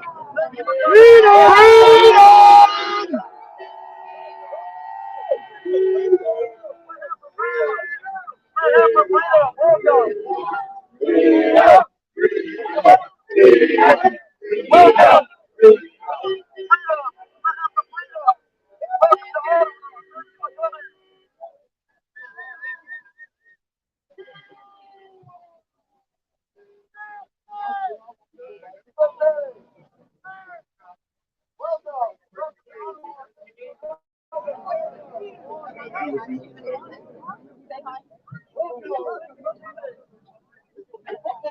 And I think I might be feeling that. And just look in the crowd.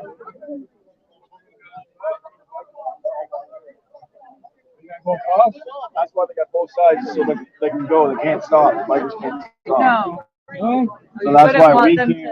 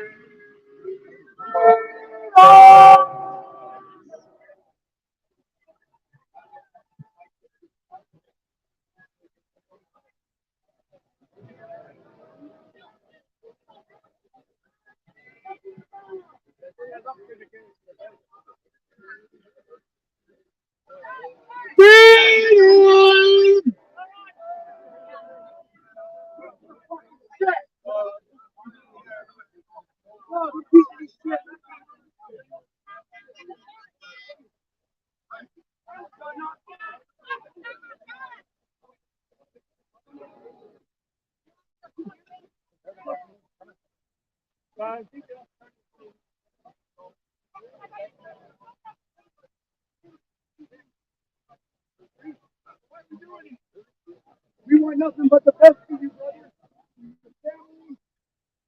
Well, I hope it gets hot today. I hope it gets hot.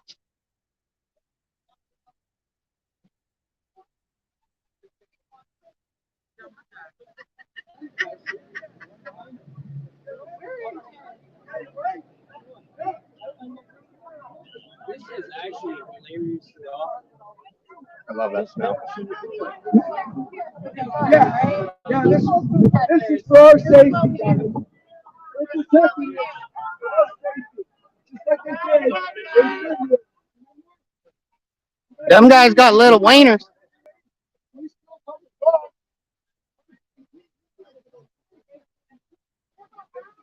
Them two right there.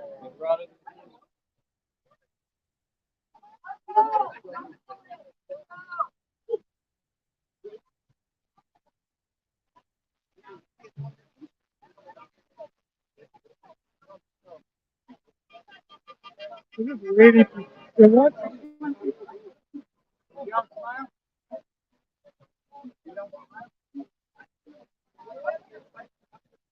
He doesn't know. All he knows is he's getting $4,000 in his account today.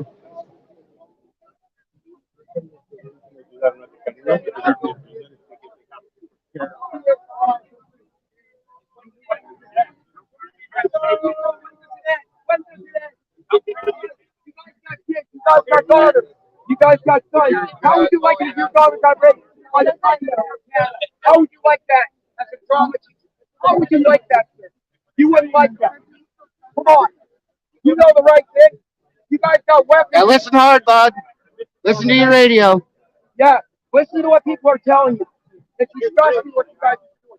Stand down. All right, everybody, let's do okay.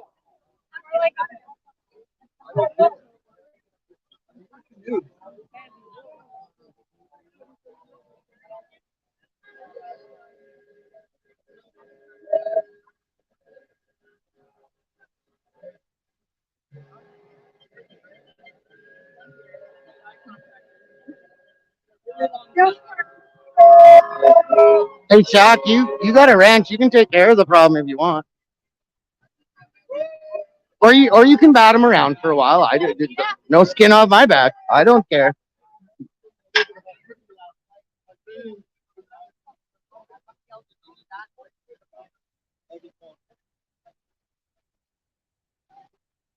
Oh, I hope it gets warm today. These guys are dressed to the nines. Freedom!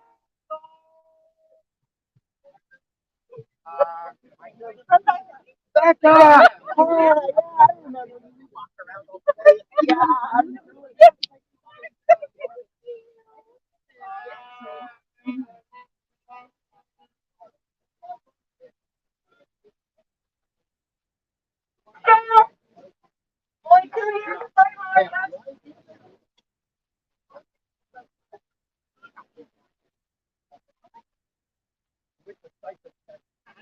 Leah was up there. I just seen her. Leah. He said,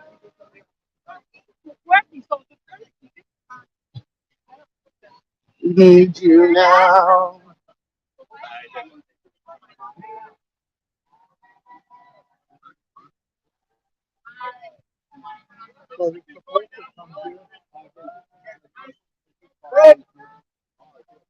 Oh, so mad. so angry. So mad. He's awesome mad. Freedom!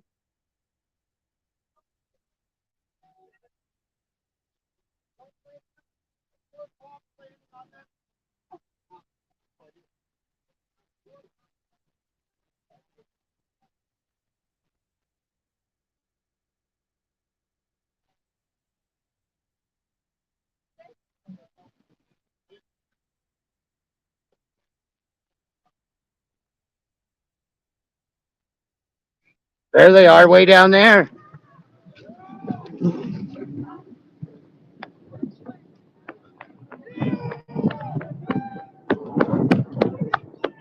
Come on!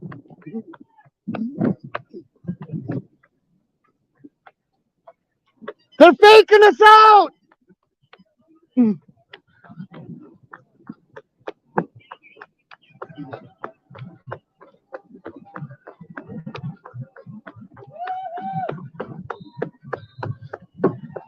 Yeah! Freedom!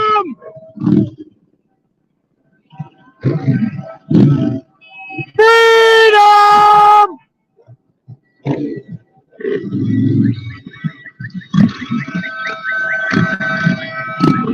Where's the thunder?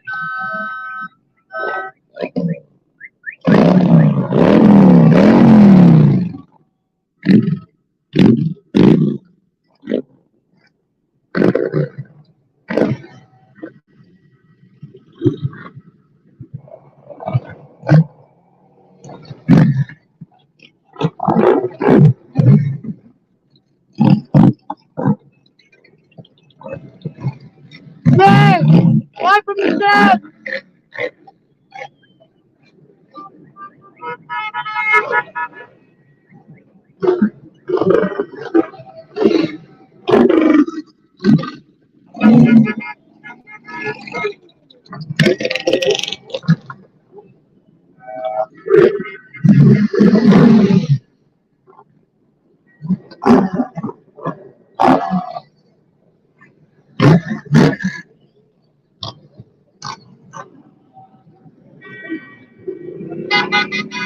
We love you!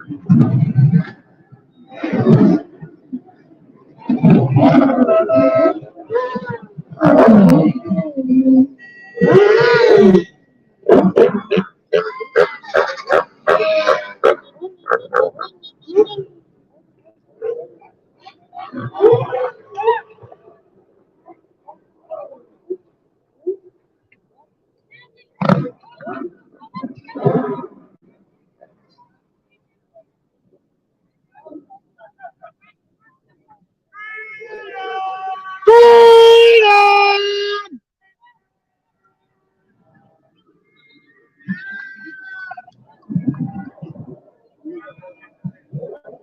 Yeah, that was sweet.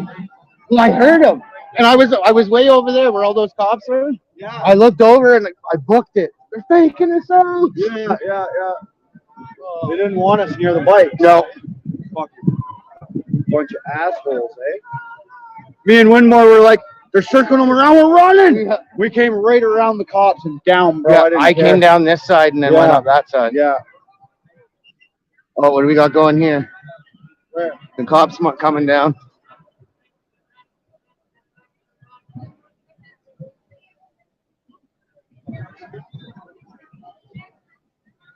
So, I mean, what if we... Oh, there's more. Yeah, there's more coming.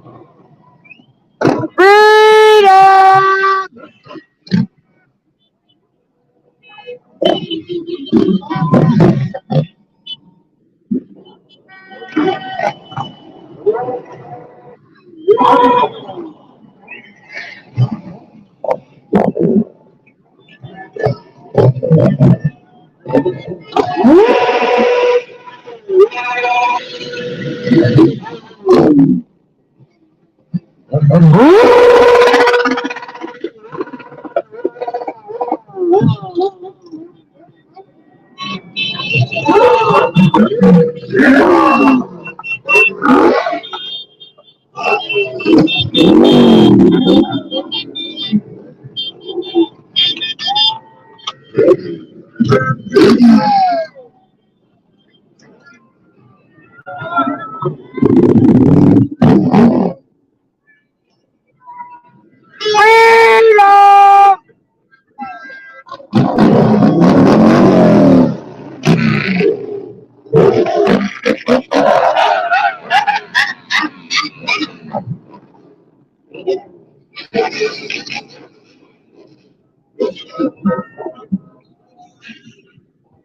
all over the rev limiter. It's the only way to keep it, right? Right on the limiter.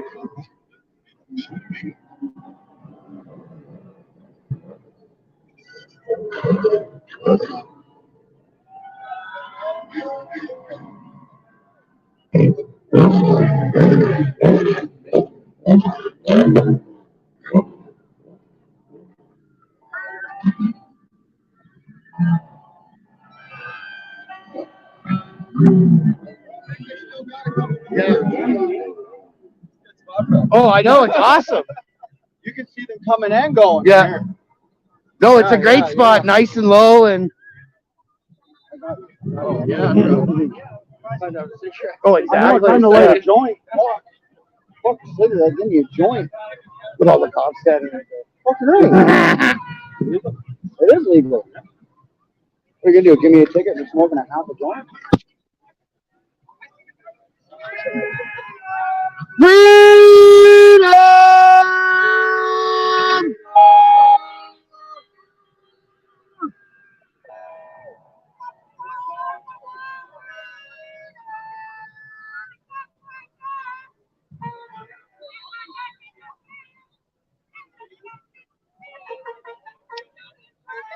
How are you, Mama? You loving the bikes or what? Oh my God.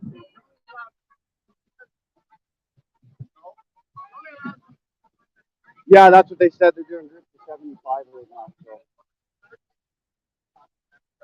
Whatever.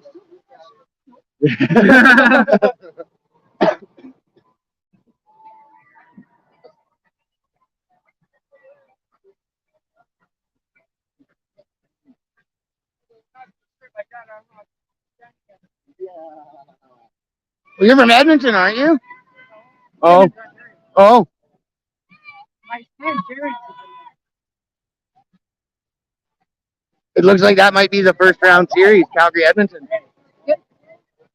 Really? Yeah, no, that's what we want. We want a Battle of Alberta. No, you're playing Edmonton playing LA. Oh, okay. Here comes the next round. Fucking right. Freedom!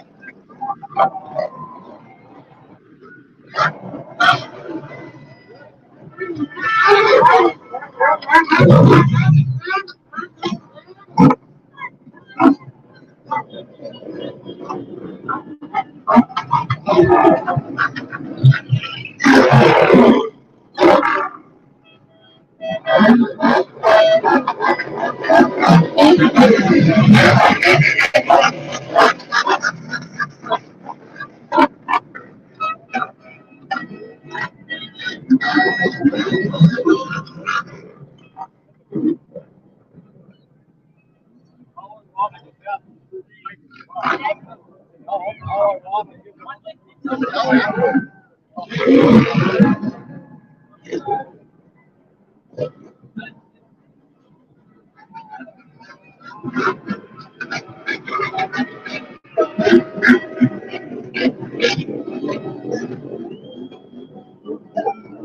hi to someone. Hi. I was right there, man.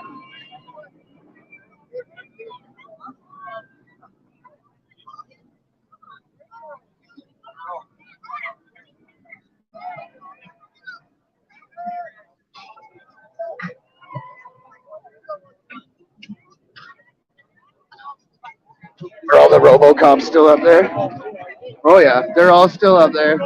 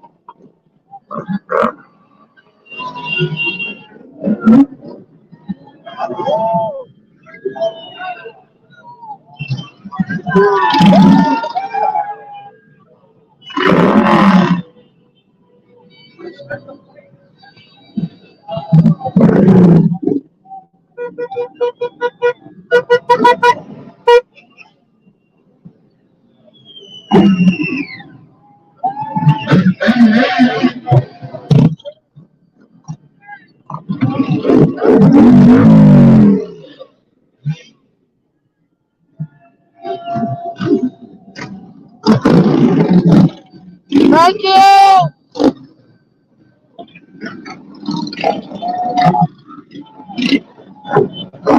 Thank you!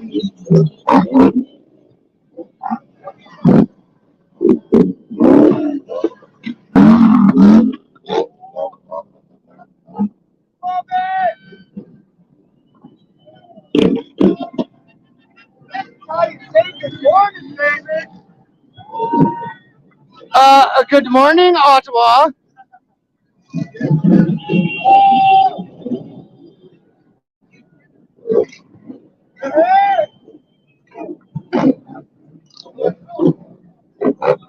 Hey, Jordan! Why are you on that side? No, no, this side's cooler. No, cooler, way cooler. No, way cooler. Freedom! Freedom! Freedom! Freedom! Freedom! Freedom! Freedom! Freedom! Freedom!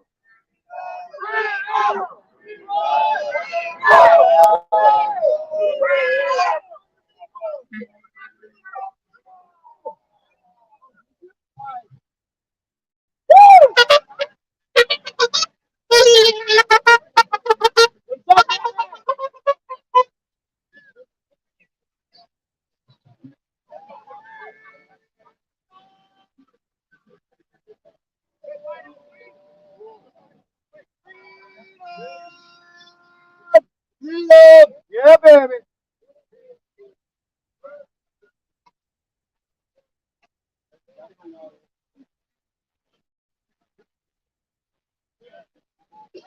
I said this a couple times. I hope it gets hot today.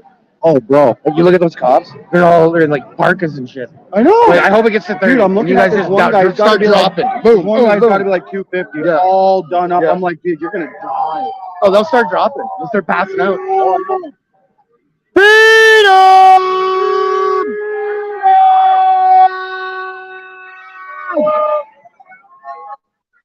Liberty!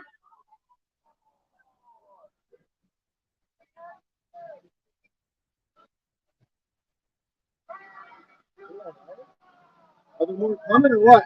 You think so? There's gotta be. That wasn't all of them.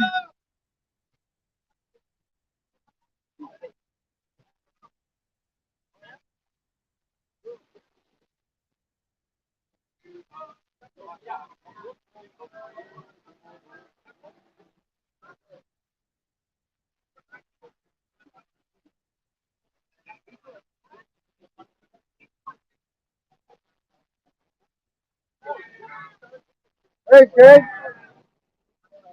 What's going on, brother?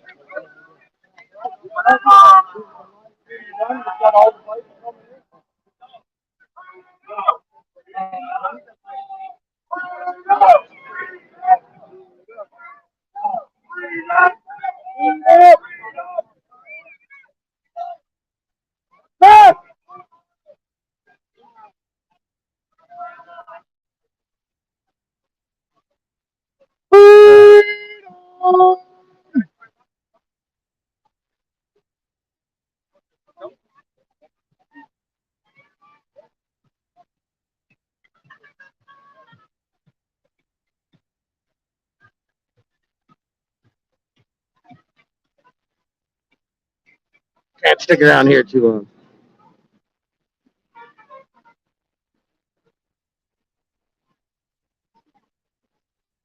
Oh, look at this. Bringing in K-rails.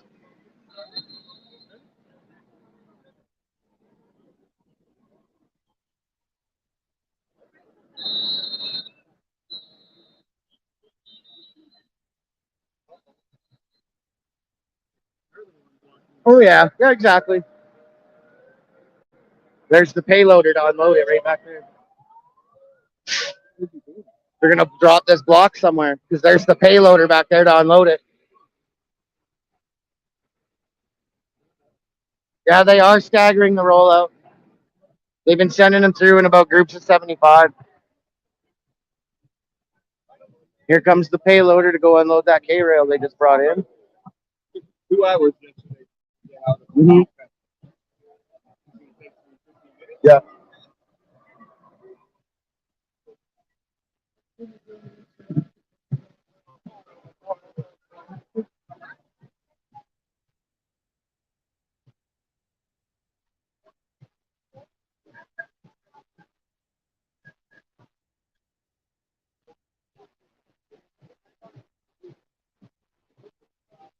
I'm not 100% sure how many bikes there actually was.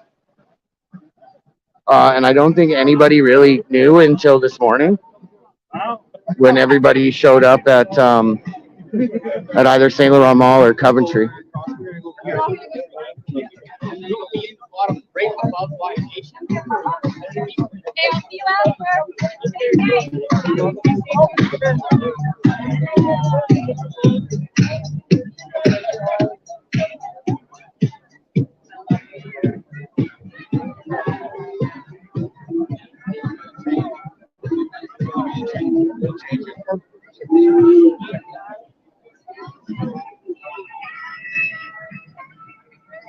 Not 100% sure what's going on now.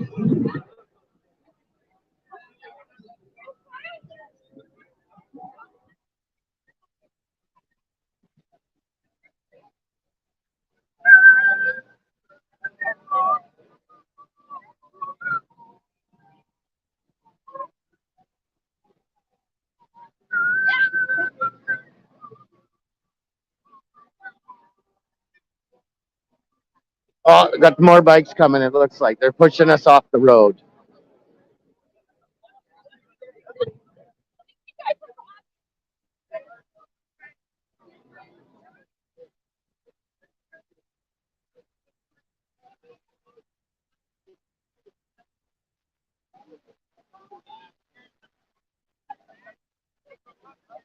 Oh, it's been a beautiful morning so far.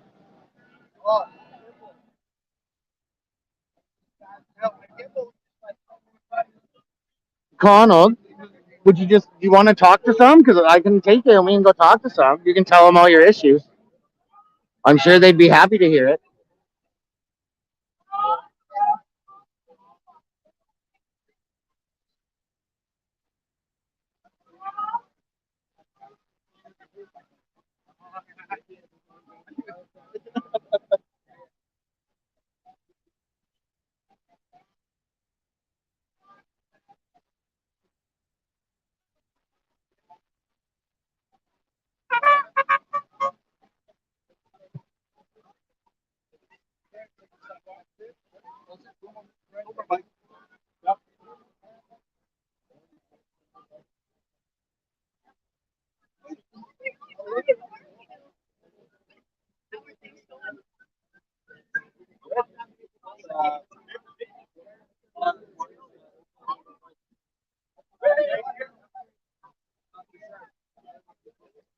Yeah, I have no idea.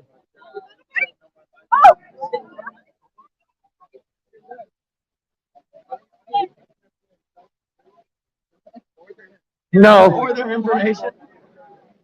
Especially after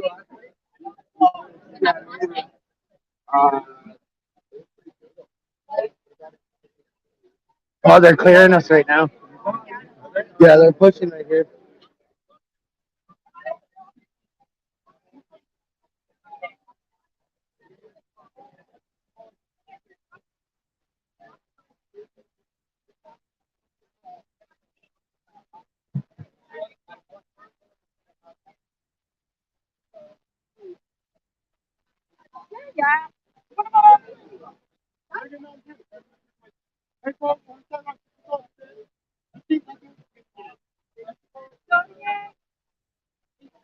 Thank you for the menu.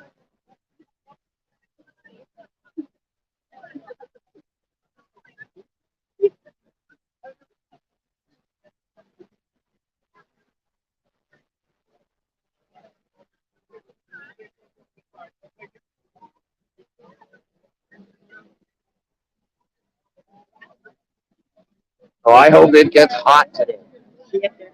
I hope it gets hot.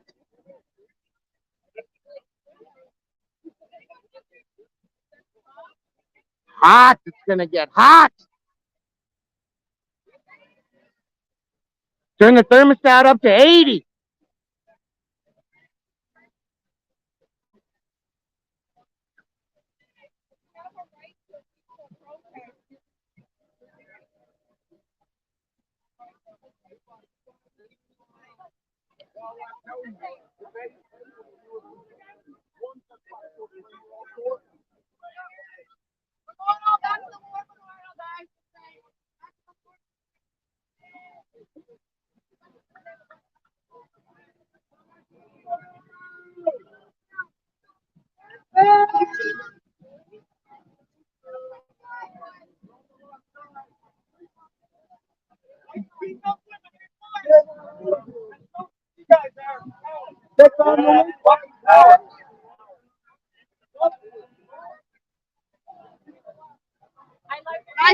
I stood and I pieced out. It don't matter.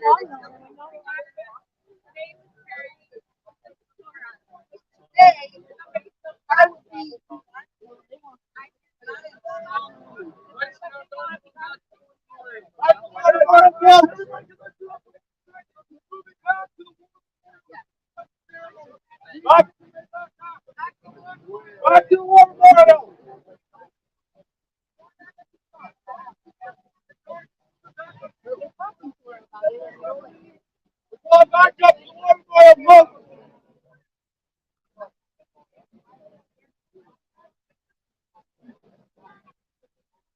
You're gonna move back up to the war memorial if you want to.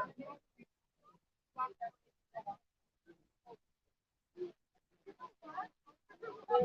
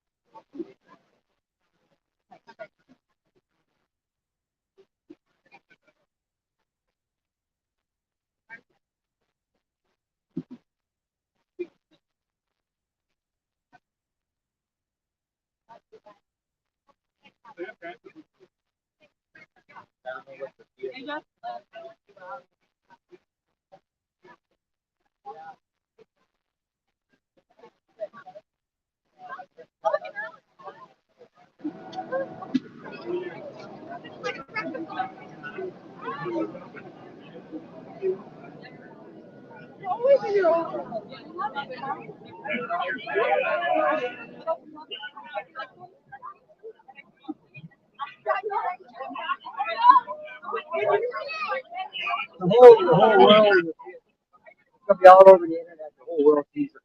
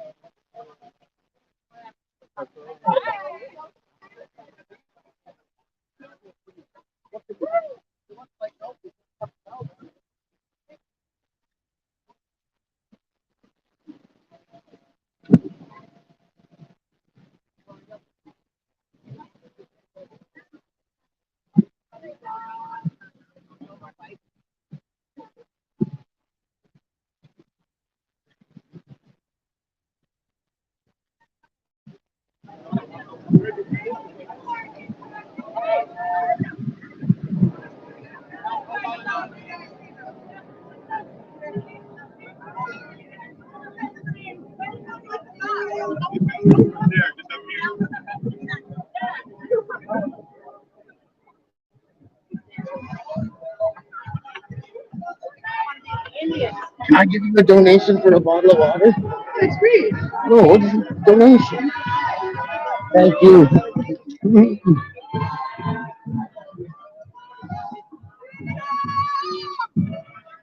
Freedom! Oh, like I keep saying, I hope it gets hot today. Because these guys are dressed for like minus 30.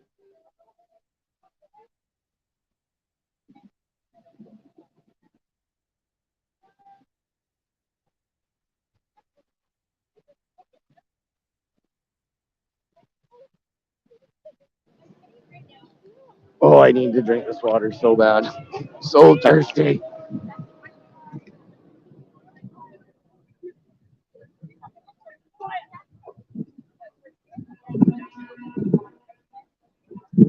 Oh.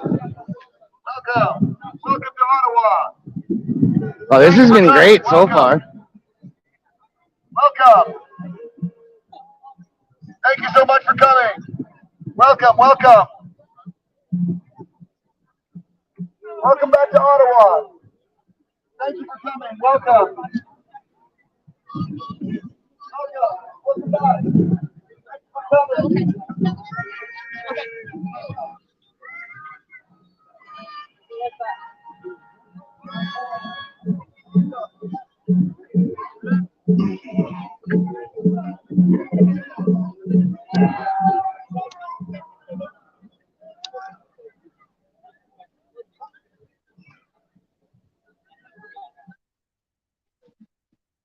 Well, that's funny you bring that up, JJ Dino. If I remember right, it's the same that the trains they'll break the train for the post office or an ambulance. They'll actually physically stop the train, break it, so they can get through. I don't know if that's still true, but I know back in the day they used to do that.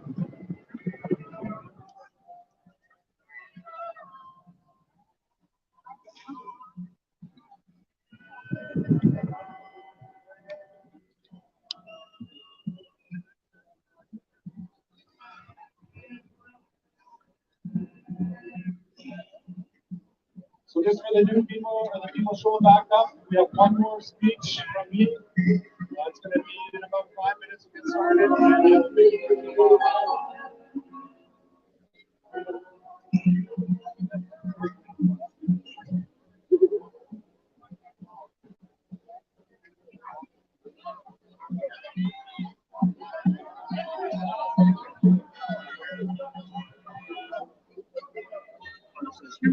So there was a few counter protesters over here earlier this morning.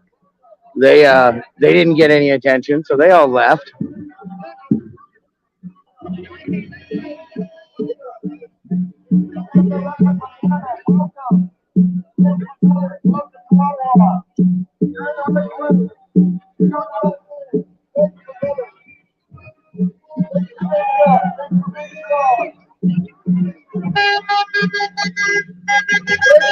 Welcome, that's the sound of freedom. Woo! Welcome to Ottawa. Thank you for coming. Join us. Join us. Welcome. Welcome. Oh, there's more to come. So much fun. Welcome. Thank you for coming. Do you think all these cops will go home now, or do you think they'll come find another reason to bug us? Welcome. Welcome.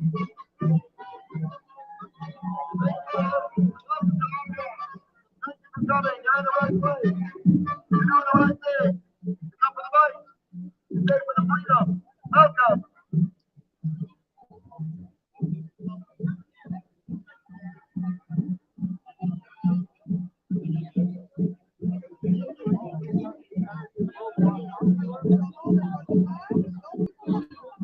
Oh, I found the drone operator. See the guy standing next to the silver Chevy over there? It's the guy flying the drone.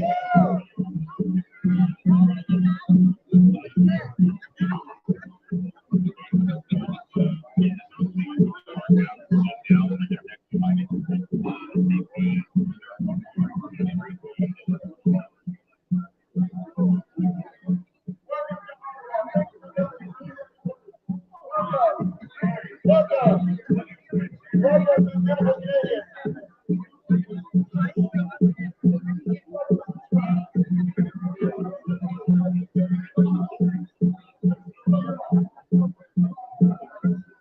Hello, Sue. Thank you for being here.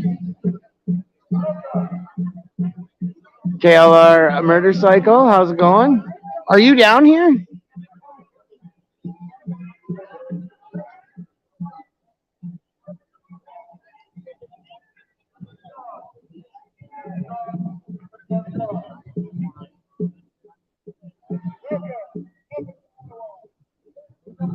Oh, the counters are back again.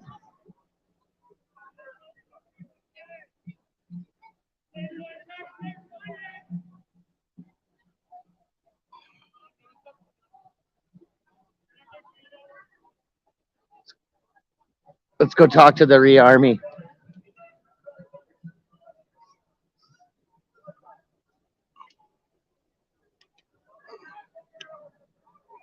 Oh, what are these cops doing now? Who are they going to harass?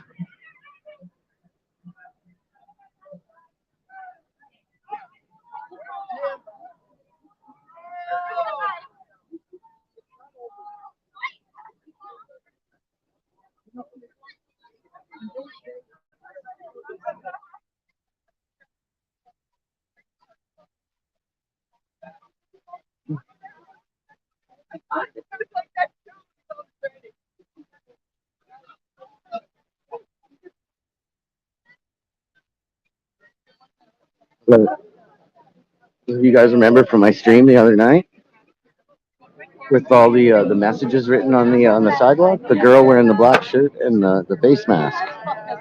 That's the artist that did all the wonderful writing.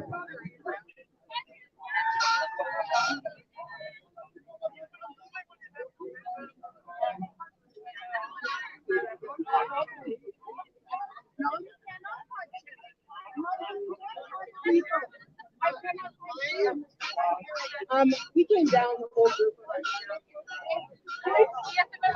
Yes. Yes.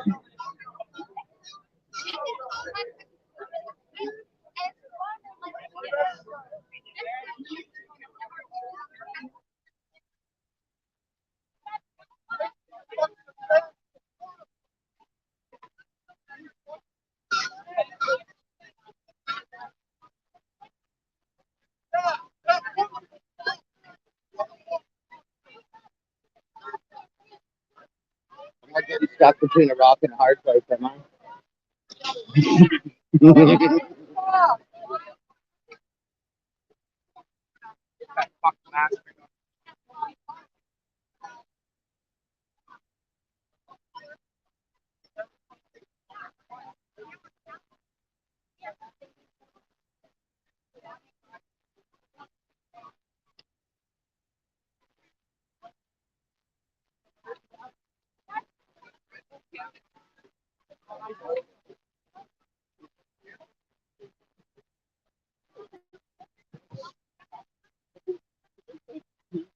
Gas launcher? Seriously? That's exactly what they are.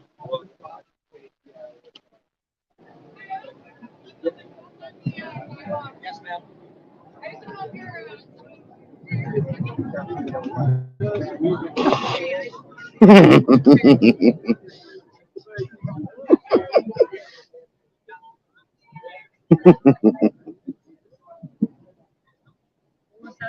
Right? Exactly. Well, why do I hear bikes? Oh, they got to ride in chips. They got to come through and be cool too. We're so cool. We're so cool. Look at me, I'm on my bike. I'm cool.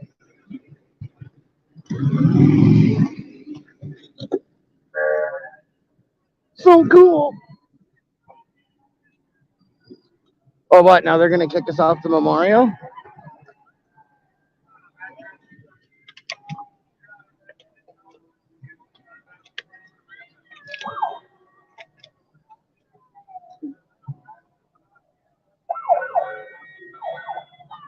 We ain't leaving.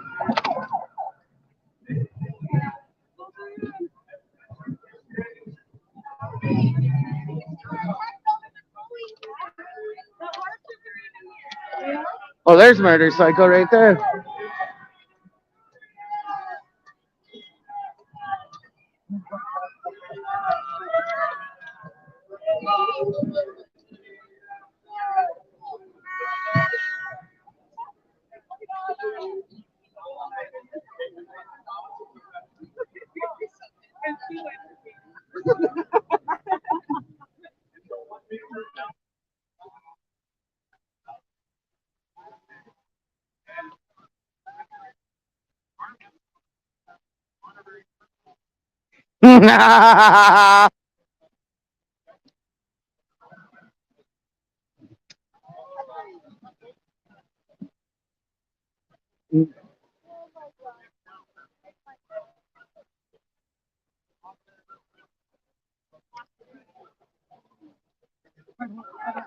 Oh, look, they wanted to have their own special parade.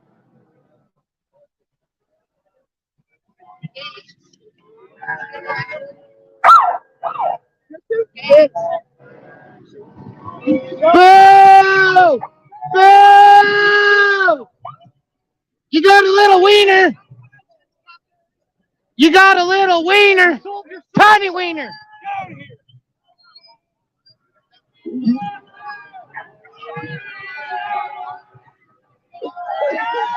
Boo! Boo!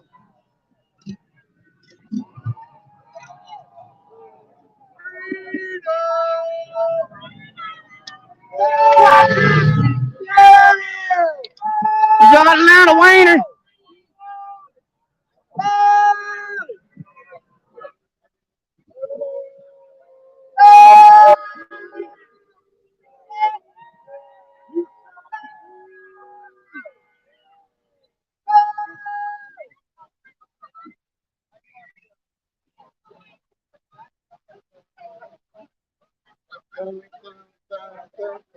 Da, da, da.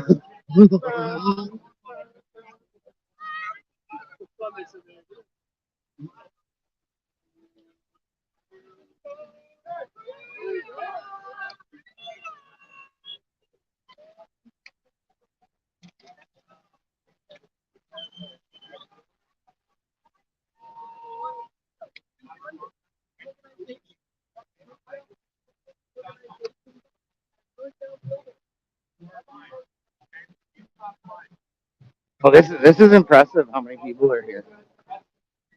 We will not lower ourselves to their level. We will take the high road. We believe in inclusive patriotism. We will work hard to unite Canadians, not divide them. We will work hard to set a positive example for the future generations of Canadians.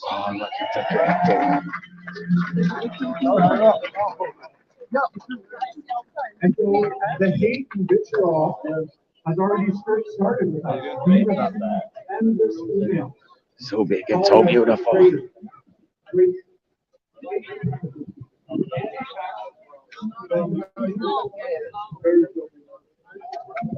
Gotta stop.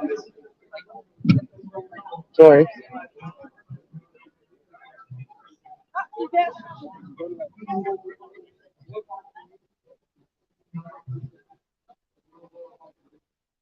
Oh, so are all the cops going home now?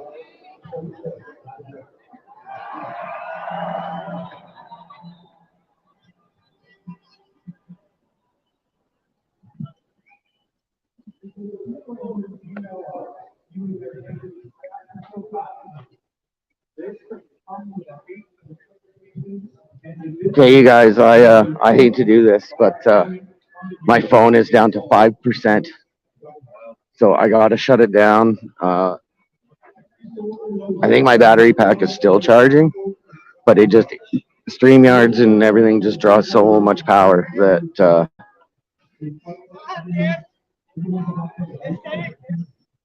so I'd like to thank you guys. Meantime and in between time, this has been another edition of Dickered with Dave from Rolling Thunder. Stay tuned. I will be back shortly as soon as I got some live on my phone. Thanks, guys. Love you. Have a good one.